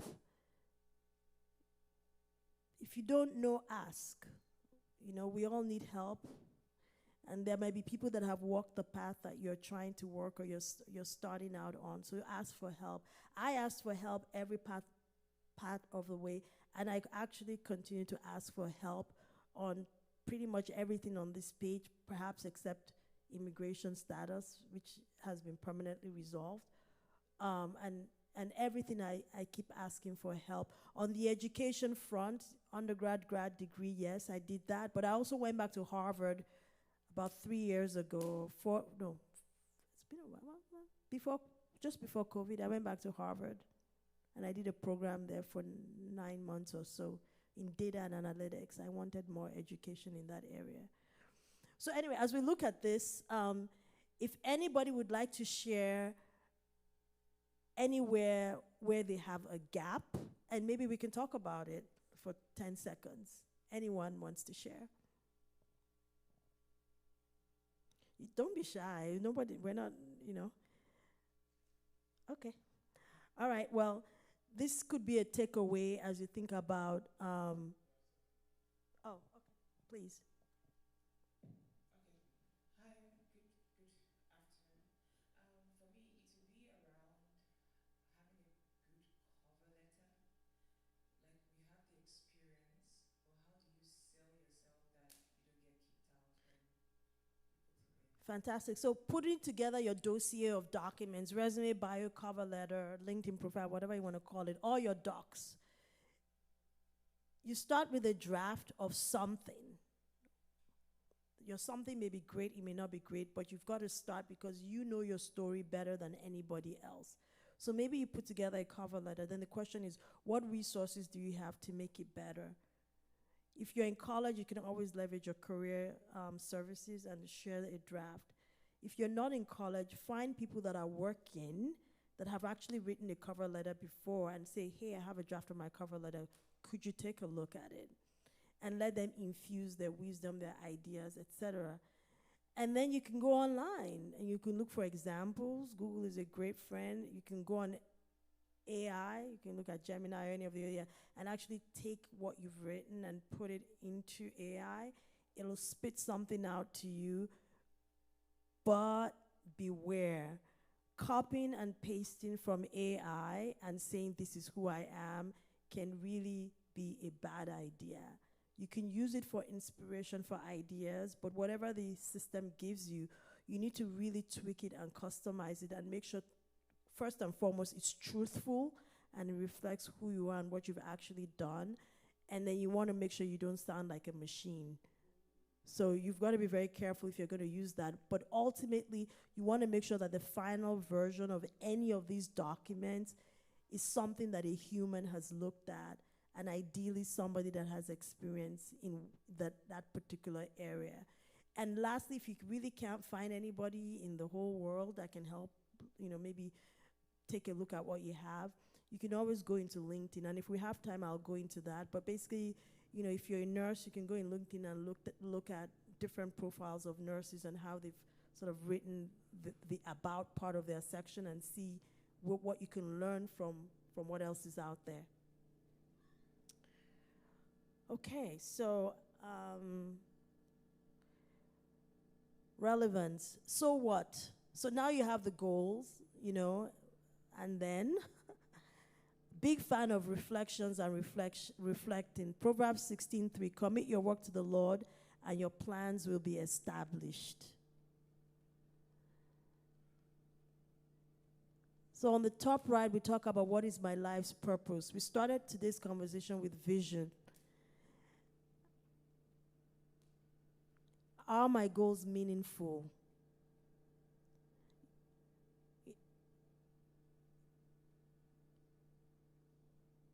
Just more things for you to think about, right? Are they relevant? Can I even demonstrate? Can I explain why this goal is relevant? I like this question. What will change if I were to accomplish my goals? Will you be happier? Will you feel fulfilled? Will it just be a paycheck? Will you be bored? Will you have more money in the bank?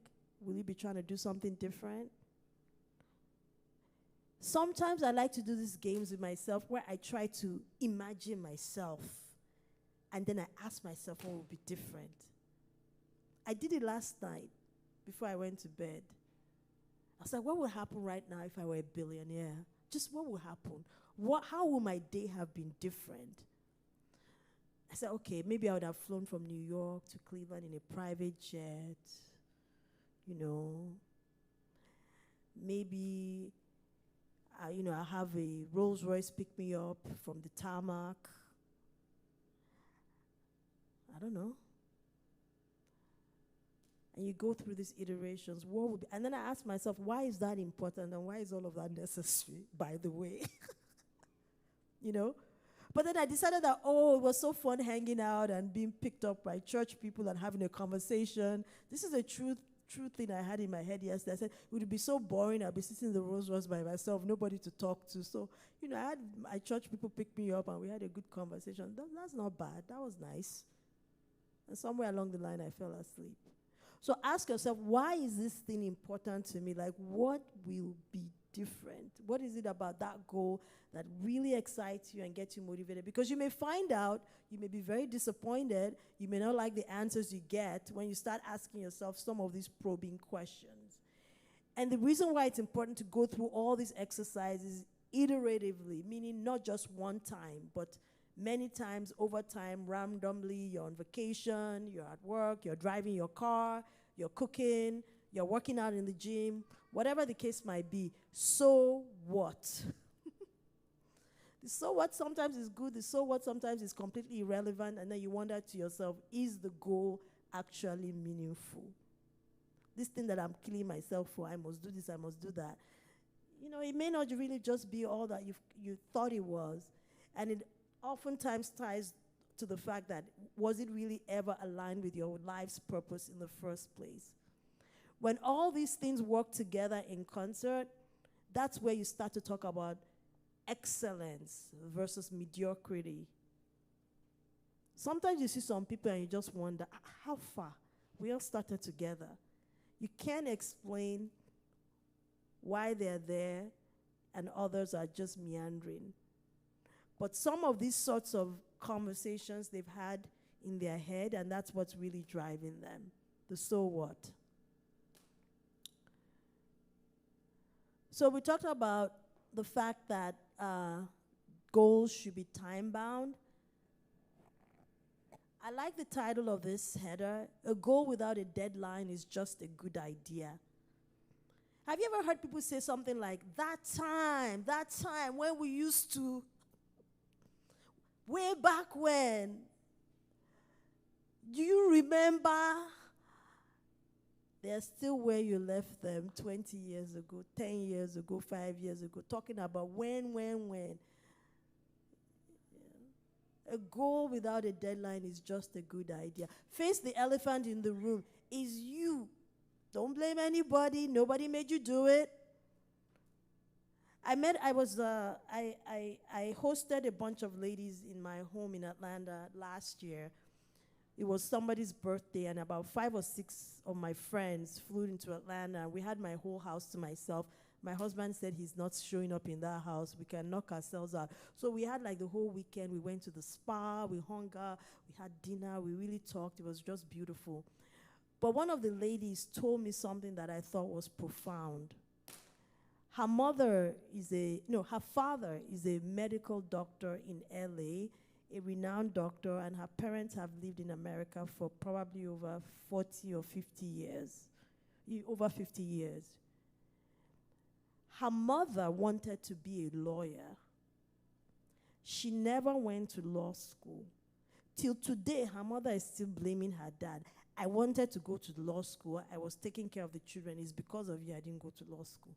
50 years later, she's still talking about the law school she wanted. No. She should have been looking herself in the mirror. She made choices that in a span of 50 years, she could not find 3 years to go to law school, or 2 years, or however long it takes these days. So the elephant in the room is you. You have to be accountable, right? Make it visible. We've read scriptures. Make it plain on the tablet. Try to prevent procrastination. I have 2 questions here. How would you assess these goals? The first one says, I want to be a doctor.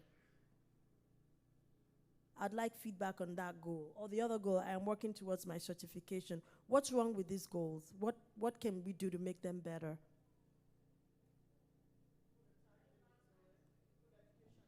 Yes, time bound.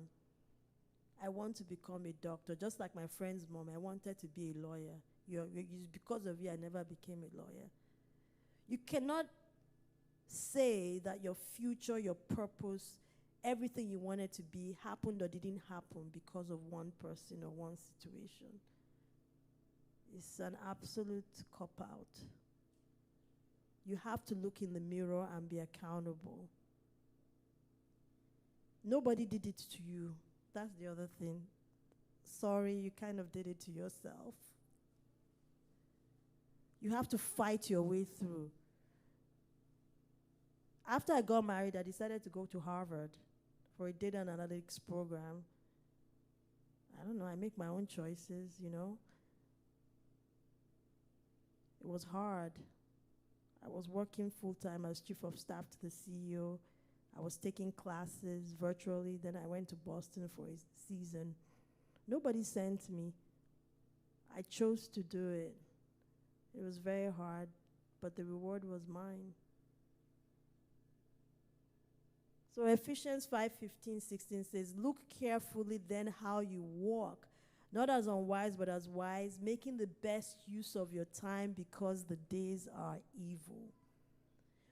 I mean, there's so many seasons in life. It's not all the time that we will actually have the opportunity to do some of these things that we want to do.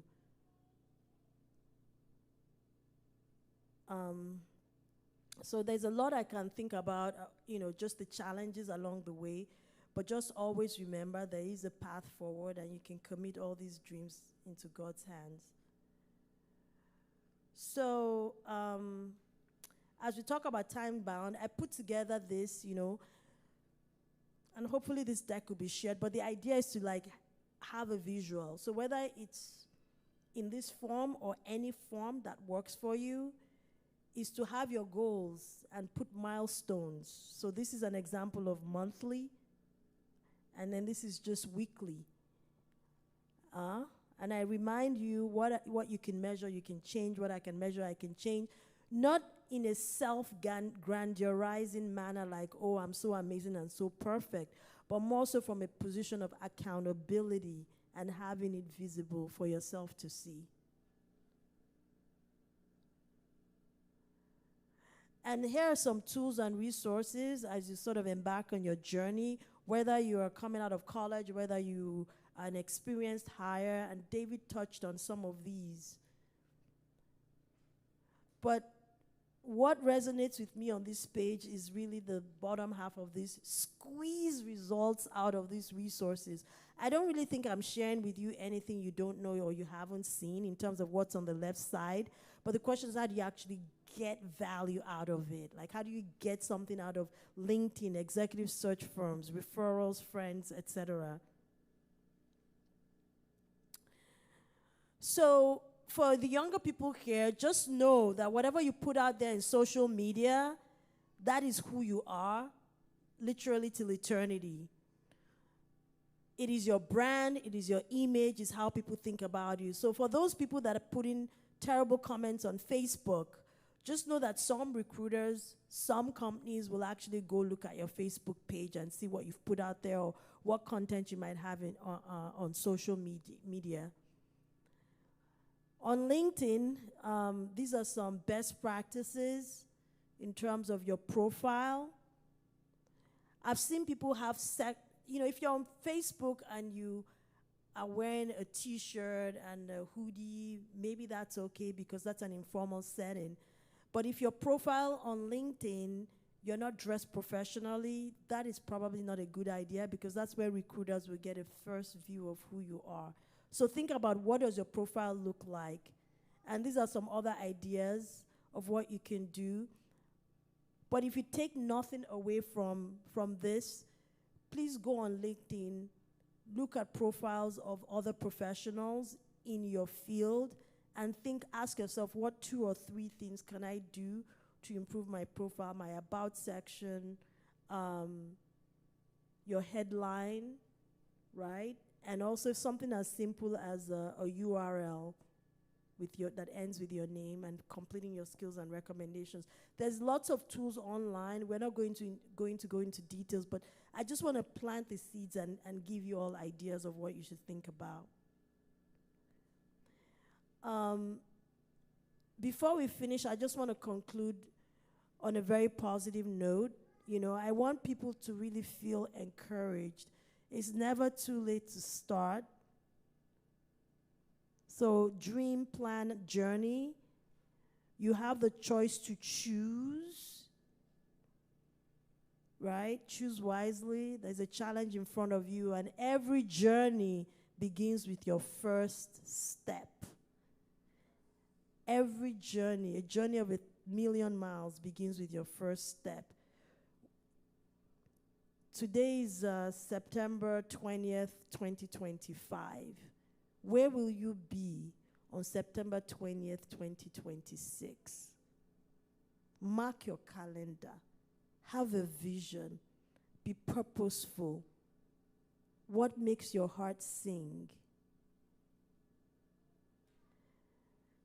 Proverbs 16:9 says, "The heart of man plans his way, but the Lord establishes his steps."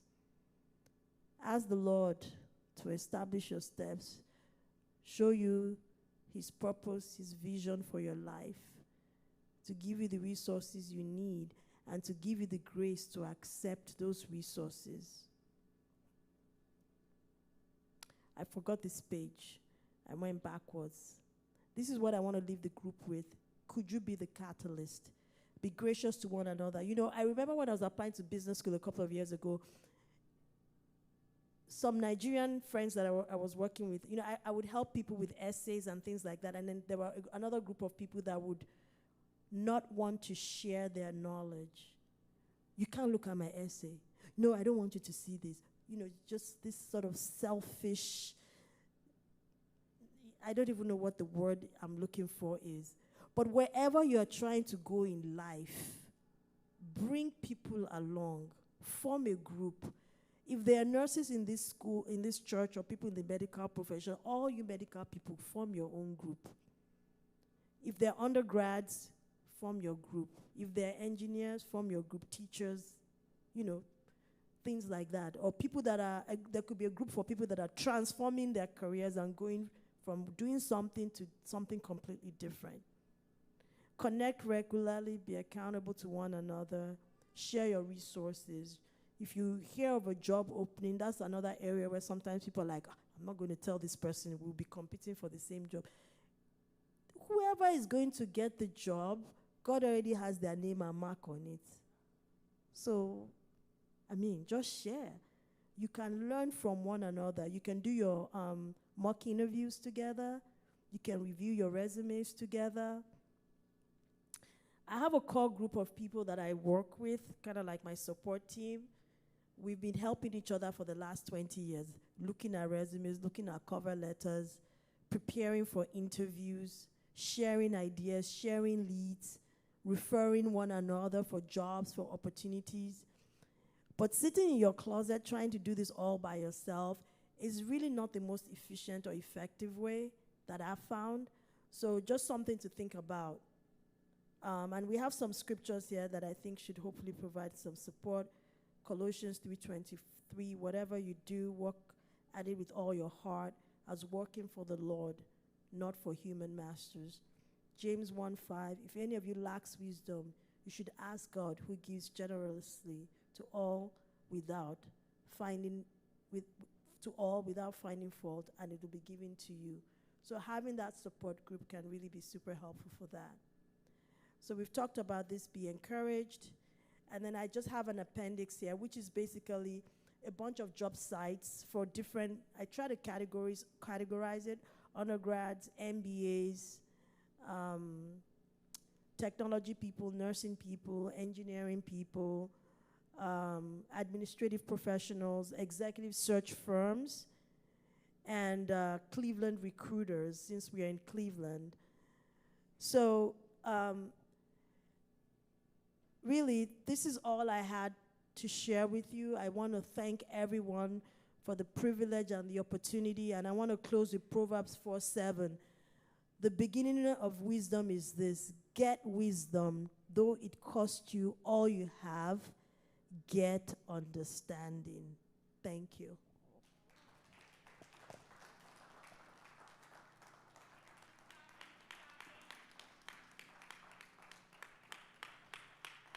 Thank you so much, man. Are you encouraged? Are you encouraged? Okay, can somebody tell me one thing that will change today? Or one thing you want to journey with? Anybody? I definitely have something. Anybody, just tell me. Okay, I'll come to you. Jesus. Tell us one thing, just one thing you would do from here based on the encouragement. So I think I'm going to set my daily goals to achieve whatever I want to achieve. Just like the slides that she displayed, weekly goals, monthly goals, and then, really visualize what you want to do or where you want to be by next year, September 20th. That really gets to me. Great, great. Can I ask about what you're trying to achieve? Just one of those things. Okay, so I want to get a full-time job. I'm currently searching for jobs on the market. So, and I think I've not been that active. And when she displayed on the slide that 10 jobs per day is not really small, like it's not really big. And I'm like, oh my God, because I haven't started already. So I think that got to me. So that's my goal, to get a job. Great, great. Can we clap for her, please? Yeah, that's great. I told someone, a little bit discouraging. We don't have a lot of our college students here. But I told someone something. You also want to, okay, yeah, I'll go. I said, if you're here today, then God wants you to be here. And you have to take something away, and there has to be a change in Jesus' name. Okay, you can go. So I think you just caught me when you said if you're here today, I was close to making an excuse. But I think one thing I'm going with is I should actually write down so in my head, I just make the plans. I'll do this, I'll do that. I need to take a pen and start. Make resumes to fit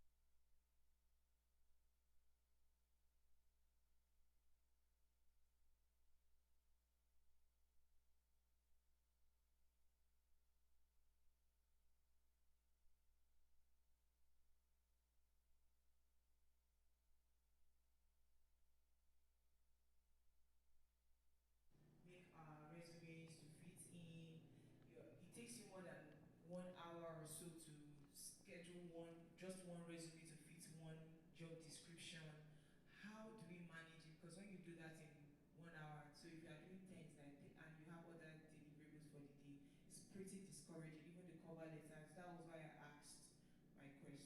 All right, thank you so much. Can we come back to the question and answer later? So we have a session for question and answers, so please just keep your questions, okay? Thank you so much, ma'am. Right about now, we'll be skipping the lunch and the activity. We're all gonna get lunch like at the end of the session. So let's rise up, like stretch. The next is gonna be the breakout session. But rise up, move around, stretch, and then we'll start the breakout sessions after 5 minutes. So the breakout sessions, we have the business part, which includes business management, bookkeeping, taxes, and things like that. And then the second part is gonna be immigration. So I want you to pick the one that resonates with you at this point of your life. If you're trying to change your immigration status, you know, from the F1 to B2 or something, you know, you just want to be more established. That is for you, because we have good resources for that here today. We have Bratoye and our sister Bukola. They are very, very sound, and they have a lot of resources to help you navigate that. And then for the other session, we have our sister Mary Orelaru and our brother Tony Okoro, who's going to be helping us with the business management. So how many, let me take a count. If you're interested in the business part, can I see your hands? Okay, the business part. 1, 2, 3, 4, 5, 6. Okay, what about the immigration? Can I see your hands? 1, 2, 3, 4, 5, 6, 7, 8. So we got 8, so we got more people. So in that case, we're gonna have the immigration people stay here, okay? And then we can have the people who wants to do the business. Bratoye just told me that, but Bratoye already told me during the week that it has a slide, and we had an agreement that we'll be using here, and also there are more. So we're gonna be using here for the immigration people, okay? And then we'll use, for the business, we'll use the other side. We'll try to help you set up the TV. Okay. We're taking breaks. Please stand up. If you're taking breaks, get up. Tell somebody about what you learned today, what you're going to change. It helps when you tell people your dreams and your goals. That's another thing I'm beginning to realize. Like, he helps. The other side? Okay, yeah. So business, we're going to go to my left, the seminar room. Yeah, business, seminar room. And then immigration, we're going to stay here.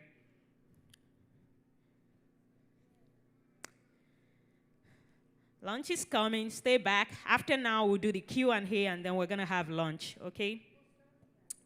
Where should I stay? Are we? Both. Both? Oh, you're interested in both? But it's going on at the same time. So maybe you can have someone just record for you. Okay, yeah. Stay at one, and then have someone record for you, and then you can share. Yeah.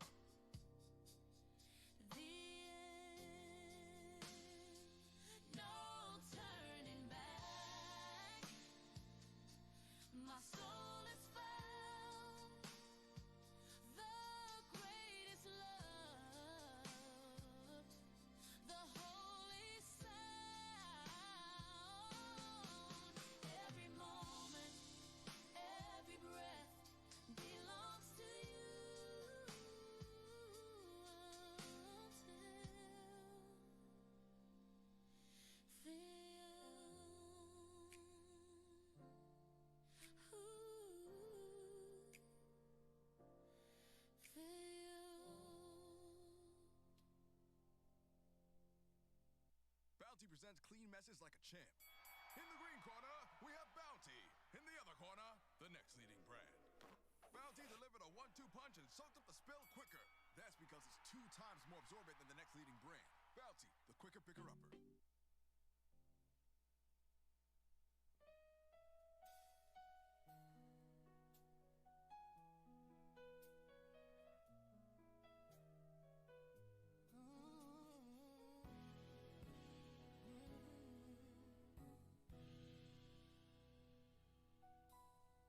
All I am, I give away for the joy of your embrace. Every dream, I lay it down, for your love is what I found. Forever yours, my heart will sing. Forever yours, my All right, hello everyone. So the business session is starting right now at the seminar room. The business session is starting right now at the seminar room. So please move over if you're interested in the business session. Thank you. And for the immigration session, let's all come together. Let's come forward. Let's come forward to like the middle. Let's all come together. Thank you. Please don't sit behind. Come forward. Let's all be at the middle. Everybody, please. For the immigration session, let's come to the middle seat. Thank you so much.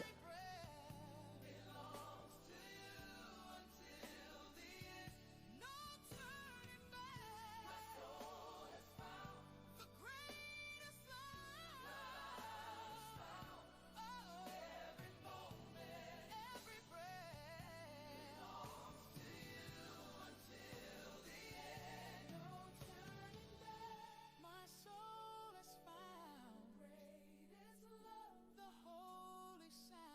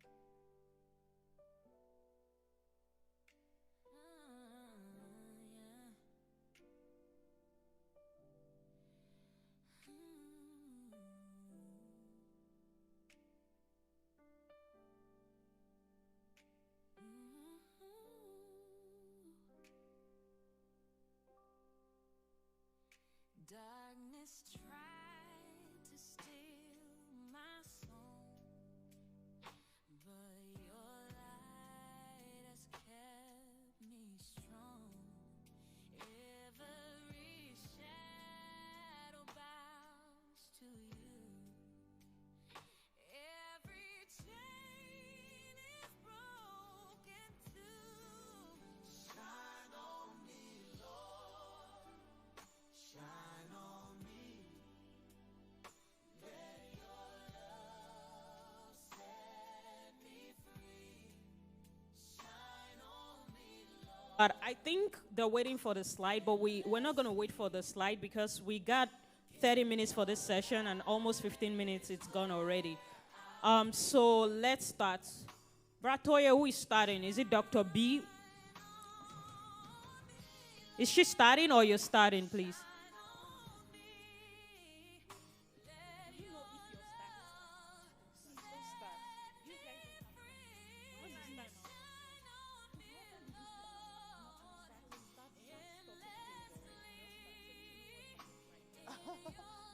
Let me get my phone. I have it.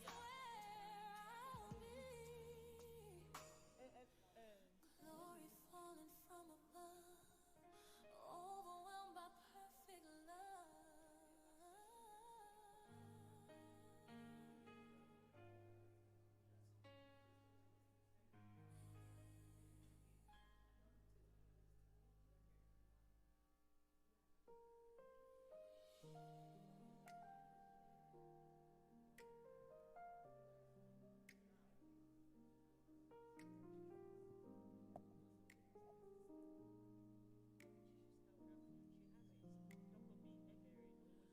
On the cross, you bore my shame.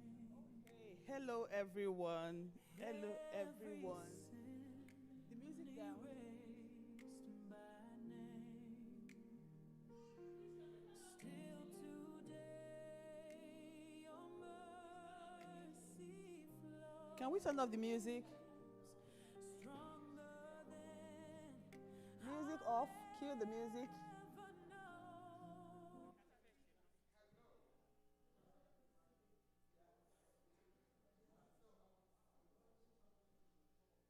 Okay, okay. It's good to have everyone here. We're very.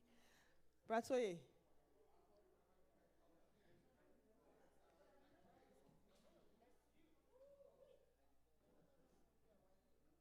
Okay, we're going to be talking about pathway to educational success, and then we'll basically focus on more on pathways beyond education.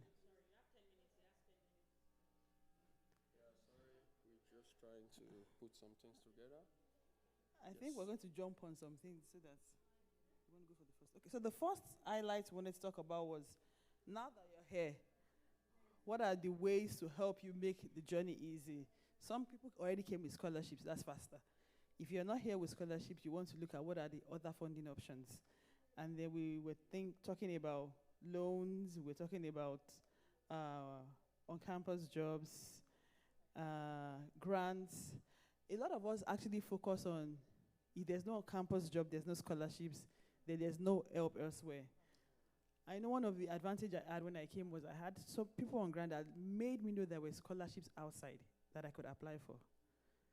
So you want to look at your field. At times, even going online, there are some scholarships that you can apply for. So I got like 2 scholarships that they never told me about on campus. I just knew some people that knew about it, and they told me and I applied. And they were scholarships that could renew for 2 years. So that was like extra money. I got 1,000 from, that one was, anybody could apply. It wasn't just particular to a field. And then I got another scholarship that had to do with my field, and it was just outside. It wasn't anybody, even in career services, that told me, or anybody within my department that told me. So there are other scholarships that are actually outside. There are organizations, some churches, some bodies that want to give money out. So beyond GA, TA in school, you can get things outside. After now, I can send some of those links of those 2 scholarships I got outside to some people, to anyone who wants it here, where you can apply. And at least I got 1,000 from one of them. I know some that got up to 2,000, 3,000 like 2 years. So that's also. No, we'll ask questions later. We'll ask questions later. So that's very, very possible. Braswell knows more about loans. So you want to say anything about loans? Yeah, I think, okay, loan is not just, well, let's put it this way. The best way to get it, maybe you have somebody in the US who is a green card holder. You understand? If there's a way you can actually talk them into it, tell them what you want to do. For some reason, they can be aware to co-sign for you if you need loan. We have places like college apps, they allow that if you have a co-signer. We have Empower Loan as well, which I will just, because of time, we won't be able to go into everything. And at the same time, on the side of the loan, Good. yeah. So on the side of the loan, those are just the basic things you need to know. There are some other few companies, loan companies that you may not necessarily need to have a co-signer. There's a way they help international students as well, but based on some variables. So let's just go higher than what we are doing. But like I said, we will not be able to capture everything. Just to understand what is possible for you. Thank you. Okay, I think we've talked about the issue of, when I talked about issue of GATA, that you didn't get it the first time you came in doesn't mean you can't get it again. I've had people that when they came in, they didn't have GA or TA, but based on referral. So like when I was leaving my professor, I knew some international students around us, and I told her, this person can do this. So when you're on campus, that person that is a Nigerian, or that person that seems like African, let them know that you're looking out for this. Because I will tell you, a lot of times, you get that faster than even just going to apply. So that you're here, you don't have it yet, doesn't mean that you can't get it while you're here. That person that has a GA, be close to her. When are you graduating? Can you refer me to your professor? You have some administrative GA, it doesn't have to be research. Can you refer me to your supervisor? I can do this, I can do that. And a lot of times, those supervisors, they ask, do you have somebody else that you think can do this? That's how I got my own funding for my master's.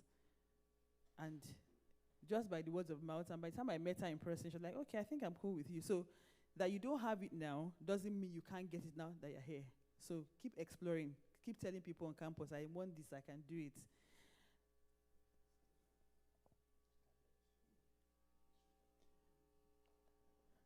And then, aside GA, there are some other jobs on campus that will still pay you good money. That you do the 20 hours, that you would get good money from it. And at least the money can take care of your living expenses while you're trying to pay your tuition. So you can also explore that. Don't every job that is available be not. In fact, if you don't see any department posting, go and knock on their door. I'm telling you, it works. It works. Yes, thank you, Dr. Buki. I think she has done well with the GATA thing library. And one thing I need to let you know is that all these things you need it because as a matter of fact, there are a lot of opportunities in the campus, right? Just even if you don't have a TA role, GA role, just talk to there is a provision for you that allows you to work 20 hours. Because the reason why we are saying this is if you have this on time, guess what happens? You will start to build your credits. Because now the revelation is that if you are a GATA person now and you have 2 years work authorization, maybe they are paying you stipend $2,000 a month, all what you need to do is to build your credits. As a matter of fact, after 2 years, you can present to the mortgage company that you need a house. That is a conversation for another time. So without 2 years track record of you being working as a TA, as a GA, or working in campus, if you are not TA, you can use it to build credits and the rest and get a house. So, okay. I'll chip in this quickly. This is testimony of someone I know closely. Their on-campus job, it wasn't a GA or TA job. It was just a $15 job. And by the time they finished their master's program, That's what they used to sustain their OPT. Because they put their heart to that job. They said, can you just work for us for the next 1-2 years? And that was what they used for their OPT for that period before they transited into green card. So that on-campus job, even if it's dining or something, just pick something while you're on campus. If it's not GA, if it's not CA, on-campus experience also helps. Yeah, and it will help you a lot. Oh, another thing is college transfers process and who to engage. Actually, there is a process in place that allows you to transfer from one school to another. You understand? And a lot of people have done it. We've seen people. I've done it myself from one school to another. So now it's just as a matter of thinking, maybe I'm in this particular school, and you feel that there is another school that is offering what you really wanted to do, and you feel like you want to go to that school. All what you need to do is to contact school B and ask them questions. What are the requirements for you to get admitted into the school? So once they give you all these requirements, walk through the process they will give to you, and as a matter of fact, by the time you get admission, you can talk to your DSO in the current school that, okay, by so semester, by so selection, you will be going to another school. So you have a DSO, talk to your DSO, okay?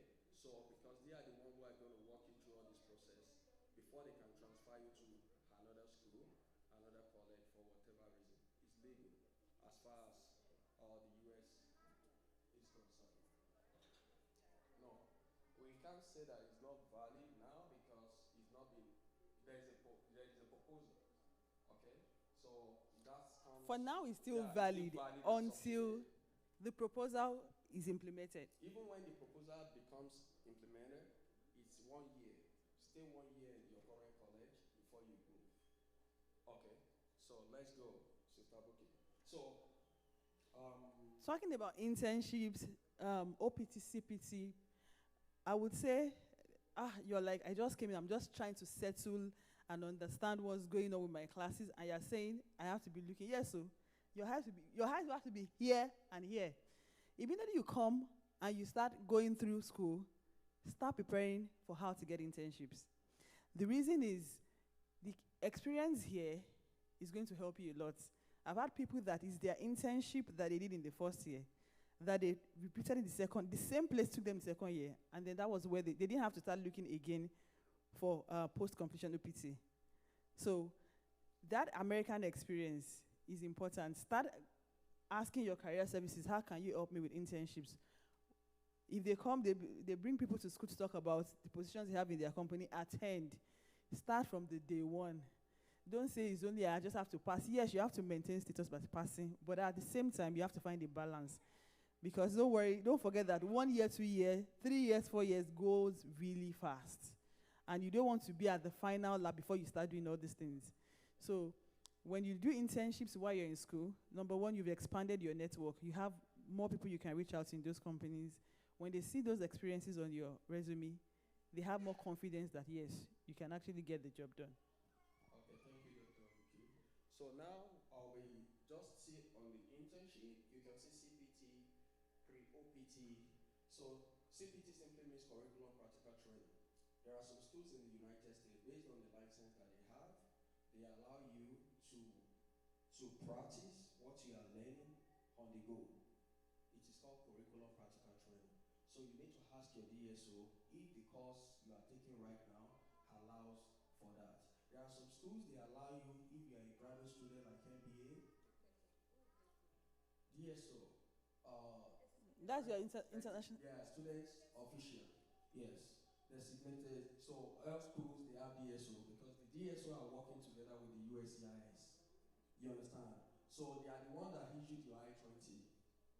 Okay. So now going back to the basics. So we have curriculum practical training. There are some schools it is after 1 year that you'll be eligible to take that. There are some schools on the go. They call them the one CPT schools. The moment you enter, they can allow you.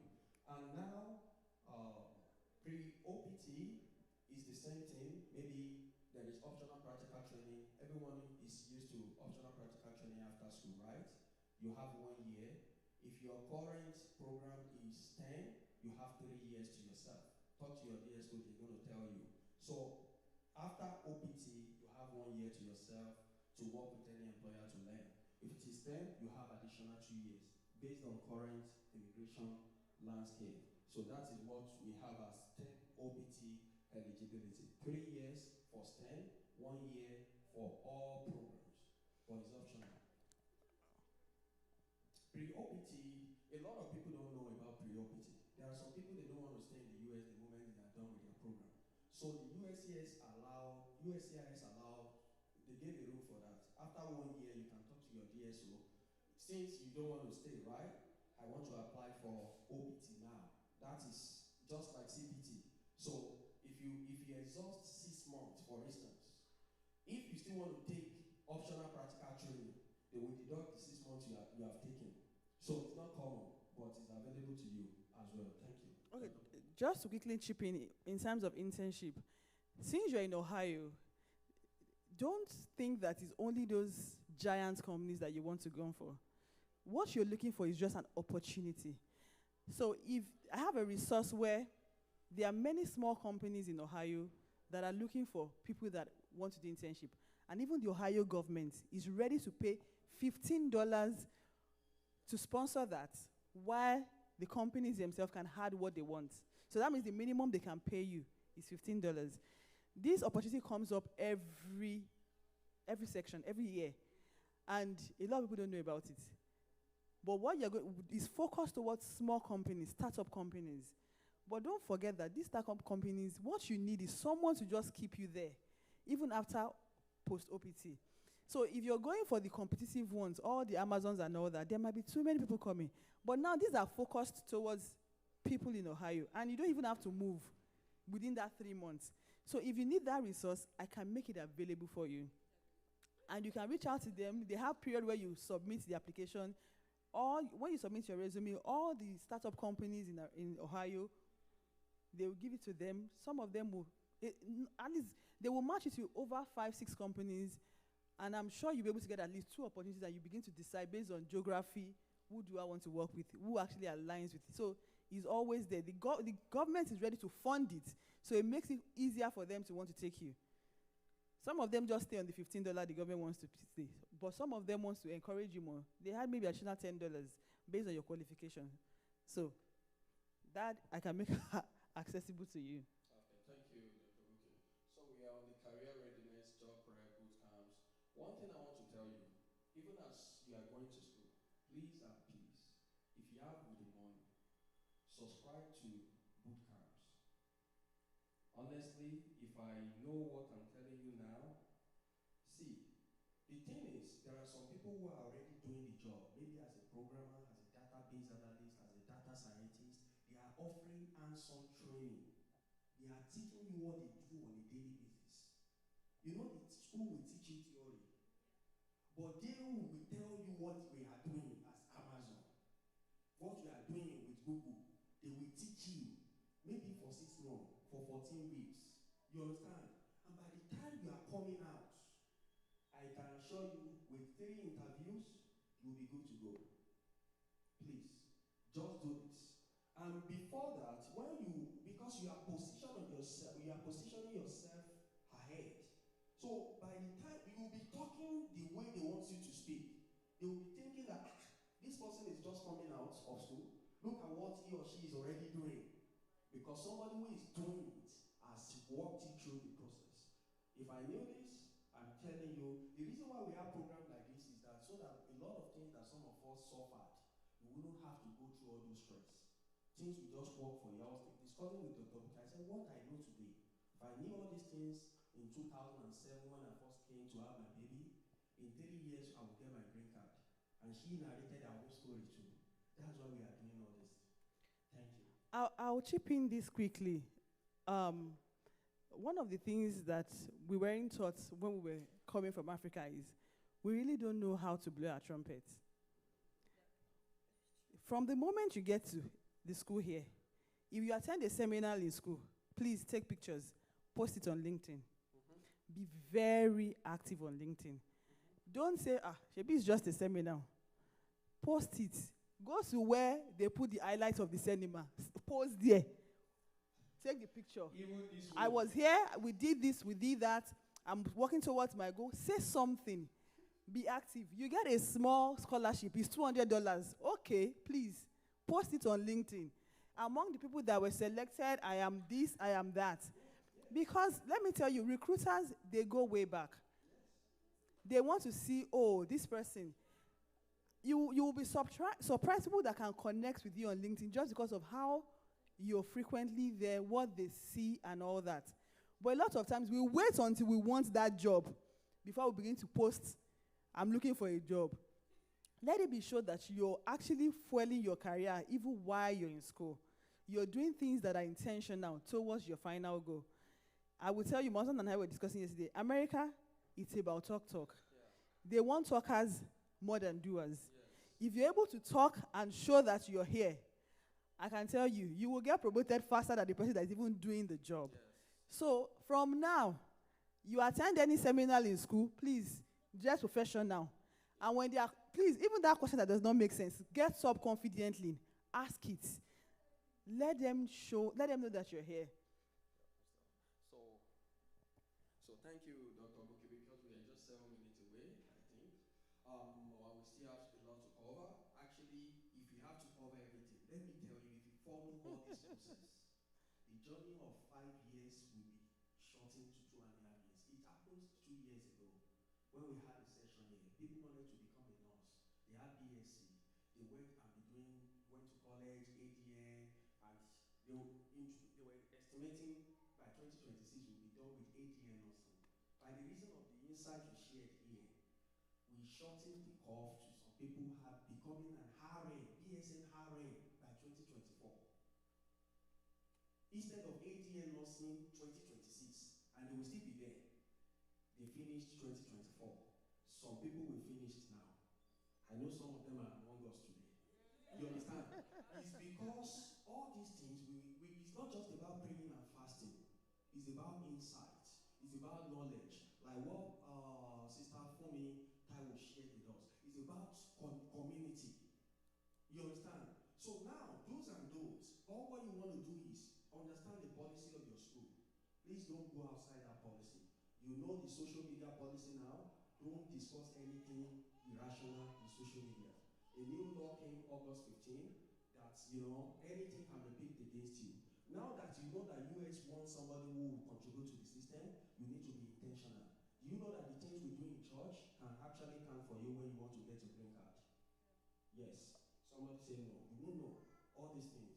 So please be intentional about it. Say good things. You begin to see me posting now. Like she said, 7 years, I was just like, no. Even though I was doing a lot of things for the past 5, 6, 7 years, helping a lot of people, but I didn't make noise about it. Do you understand? But very soon you begin to see people coming to share their testimonies. Policies, yes. I'll quickly go on do's and don'ts. Recently, I have someone that went out of status unintentionally. We just reapplied for reinstatement. He didn't go out of. He just finished in May this year, and he didn't do what he was supposed to follow through. And by August, they told me he's out of status. So, your lifeline is number one. Your DSO, you can't be far from them. You need to update them on whatever you're doing. Imagine somebody graduated in May, has not even left the same city, have not left anywhere, and by saying I want to continue my program, another program in August, they are saying he's out of status. And then I'm like, okay, then he came to me, I'm like, what were you looking at? And then we have to start going through how do we get you back in status, reinstatement. In fact, what the DSO was saying, just go back. And I said, no, it's not possible. Can I speak with the person? And we have to start going back through that. So, do's and don'ts. Don't joke with your DSO. Make sure that you are in tandem with. They know you. You are knocking their office. I want to do internship. They're giving me offer. When should I put in? Because time. If you miss by 1 day, 2 days, with the current administration, your DSO will not help you because their job is also on the line. So you have to be operating there. When is the deadline? When should I submit this? When can I start? Okay, so we can go back, please. So we're just going to brush through this, right? Now we have the change of status. You want to talk about that? Okay, so people feel, is it possible? I would say proud to now, it's possible to change from a B1, B2 when you come into an F1. I'm not sure within the next few months it will be possible because you have what you call, if you come into the US at any point in time, you have 90 days to stay on that status before you show intent for another status. But with the B1, B2 visa being 3 months now, you can't even, that's 90 days already. So when do you want to change status? So I don't know how that is going to go. But proud to now, you could actually change your status within that 90 days. After 90 days, after being on B1, B2, you can begin to file for F1 and F2. But irrespective of that, we're here now. Most of us are F1, F2. Don't think that the only part is just F1, F2. Some people have had work experience way back in Nigeria that they came in with F1, F2. While you're here, if you get a job, you can change. While you're your F1, F2, you can abandon it and go on H1B and start working. And don't forget that even on H1B, you can go back to, you can see school, do school part-time. So we don't have to wait until we are finished before we begin to look at what are the options available. Some of us are just here because I just need to enter the US with, and the easiest part is F1. Meanwhile, in Nigeria, you've done 10 years of work. You have good experience, you have good certifications that you can leverage on meeting with recruiters here while you're on your F1. To get a job, they file your H1B. You cross. And then that program, you can make it part-time. Or look for another program that's part-time that you can be going to school while you're making money. So there are options. Yes, thank you. Because we're discussing it, a lot of things. I started my master's degree in 2019. I already have 6 years experience in the banking industry. Are you getting it now? So I never knew that by then, I joined June 2019. Every year there is what is called H1B, employment visa. If I had gotten an employer in the banking industry or any industry, by March preceding that year, I should just say, okay, just put me in the lottery. You understand? Maybe, by the time you do 1 or 2, I was sharing with her, I just tested it, they picked me in the lottery and I don't want it anymore. You understand? Because all these things are available to us, but if we don't know it, since 2019, the same thing as of the time I entered, all these EB1 employment-based, EB simply means employment-based, employment-based 2, EB2, EB whatever. I was, but because nobody told us. You understand? We have to put all the profiles together. I qualified for that because I had 6 years experience. And now I was working in a bank, came to the US, doing masters in computer information systems. I can make reference to the things I've done and present my case. And in 6 months to 1 year, I've gotten my green card. But nobody, even anatomy. So that is why we are doing all this. Sister Boki will talk about how to position ourselves for the EB1, EB2, EB3, EB4 category and the marriage in good faith. So remember, marriage in good faith. So for your EB1, EB2, like I said, you can change from one status to another when you come in as an F1. You don't have to wait till I finish my university before I start saying, how will I be a green card holder, or how can I start working? If your desire is to start working once you get into the system, please, what are the ways? How can I get this H1B? Because people are getting H1B from outside. So, and you've had experience from outside, you have your BSc. Why can't you, that you're inside, use the system? That's possible. Now, you don't have to have graduated before you start your EB1 process or EB2 process. Some people, they have their master. They have good, in fact, I have people that have first class from outside that they are positioned for EB1, but they never know. They just tell them you have to finish PhD. No. Once you come in, you have a good profile, you've done BSc. What the minimum you need for your EB2 is BSc. Once you have a BSc, you have good work experience that we can show, and don't tell me that you can't show progressive work experience. USIS does not know. You are the one that will tell your story, how your work has been progressive, how you have been able to grow. So you don't have to wait till you graduate before you say, okay, tell me now how do we do EB1 or EB2? You can start from now, especially if you had experience and you've worked back in Nigeria. And that's really a good part to green card. Bratoye said marriage is also a good part.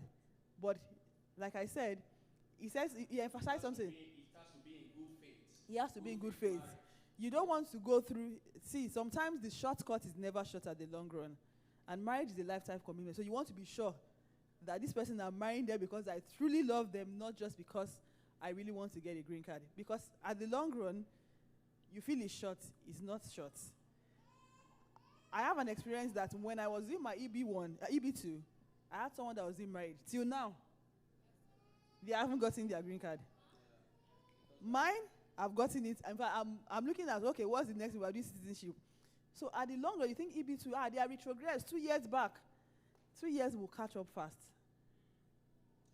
2 years will catch up fast. Your priority dates will be available. They will give you. And the person that told you, well, the short course, let's get married, they are still in that process. Because don't think USIs do not, they can smell the rats underneath. But if it's genuine, you're good. You're fine. And one thing I would like to add to that, Dr. Cookie, don't panic. One thing you need to do with everything you are getting is just to ensure that you are in status. Attend classes, avoid plagiarism, don't miss payments. Even when you have to miss payment, talk to your school. They work around it.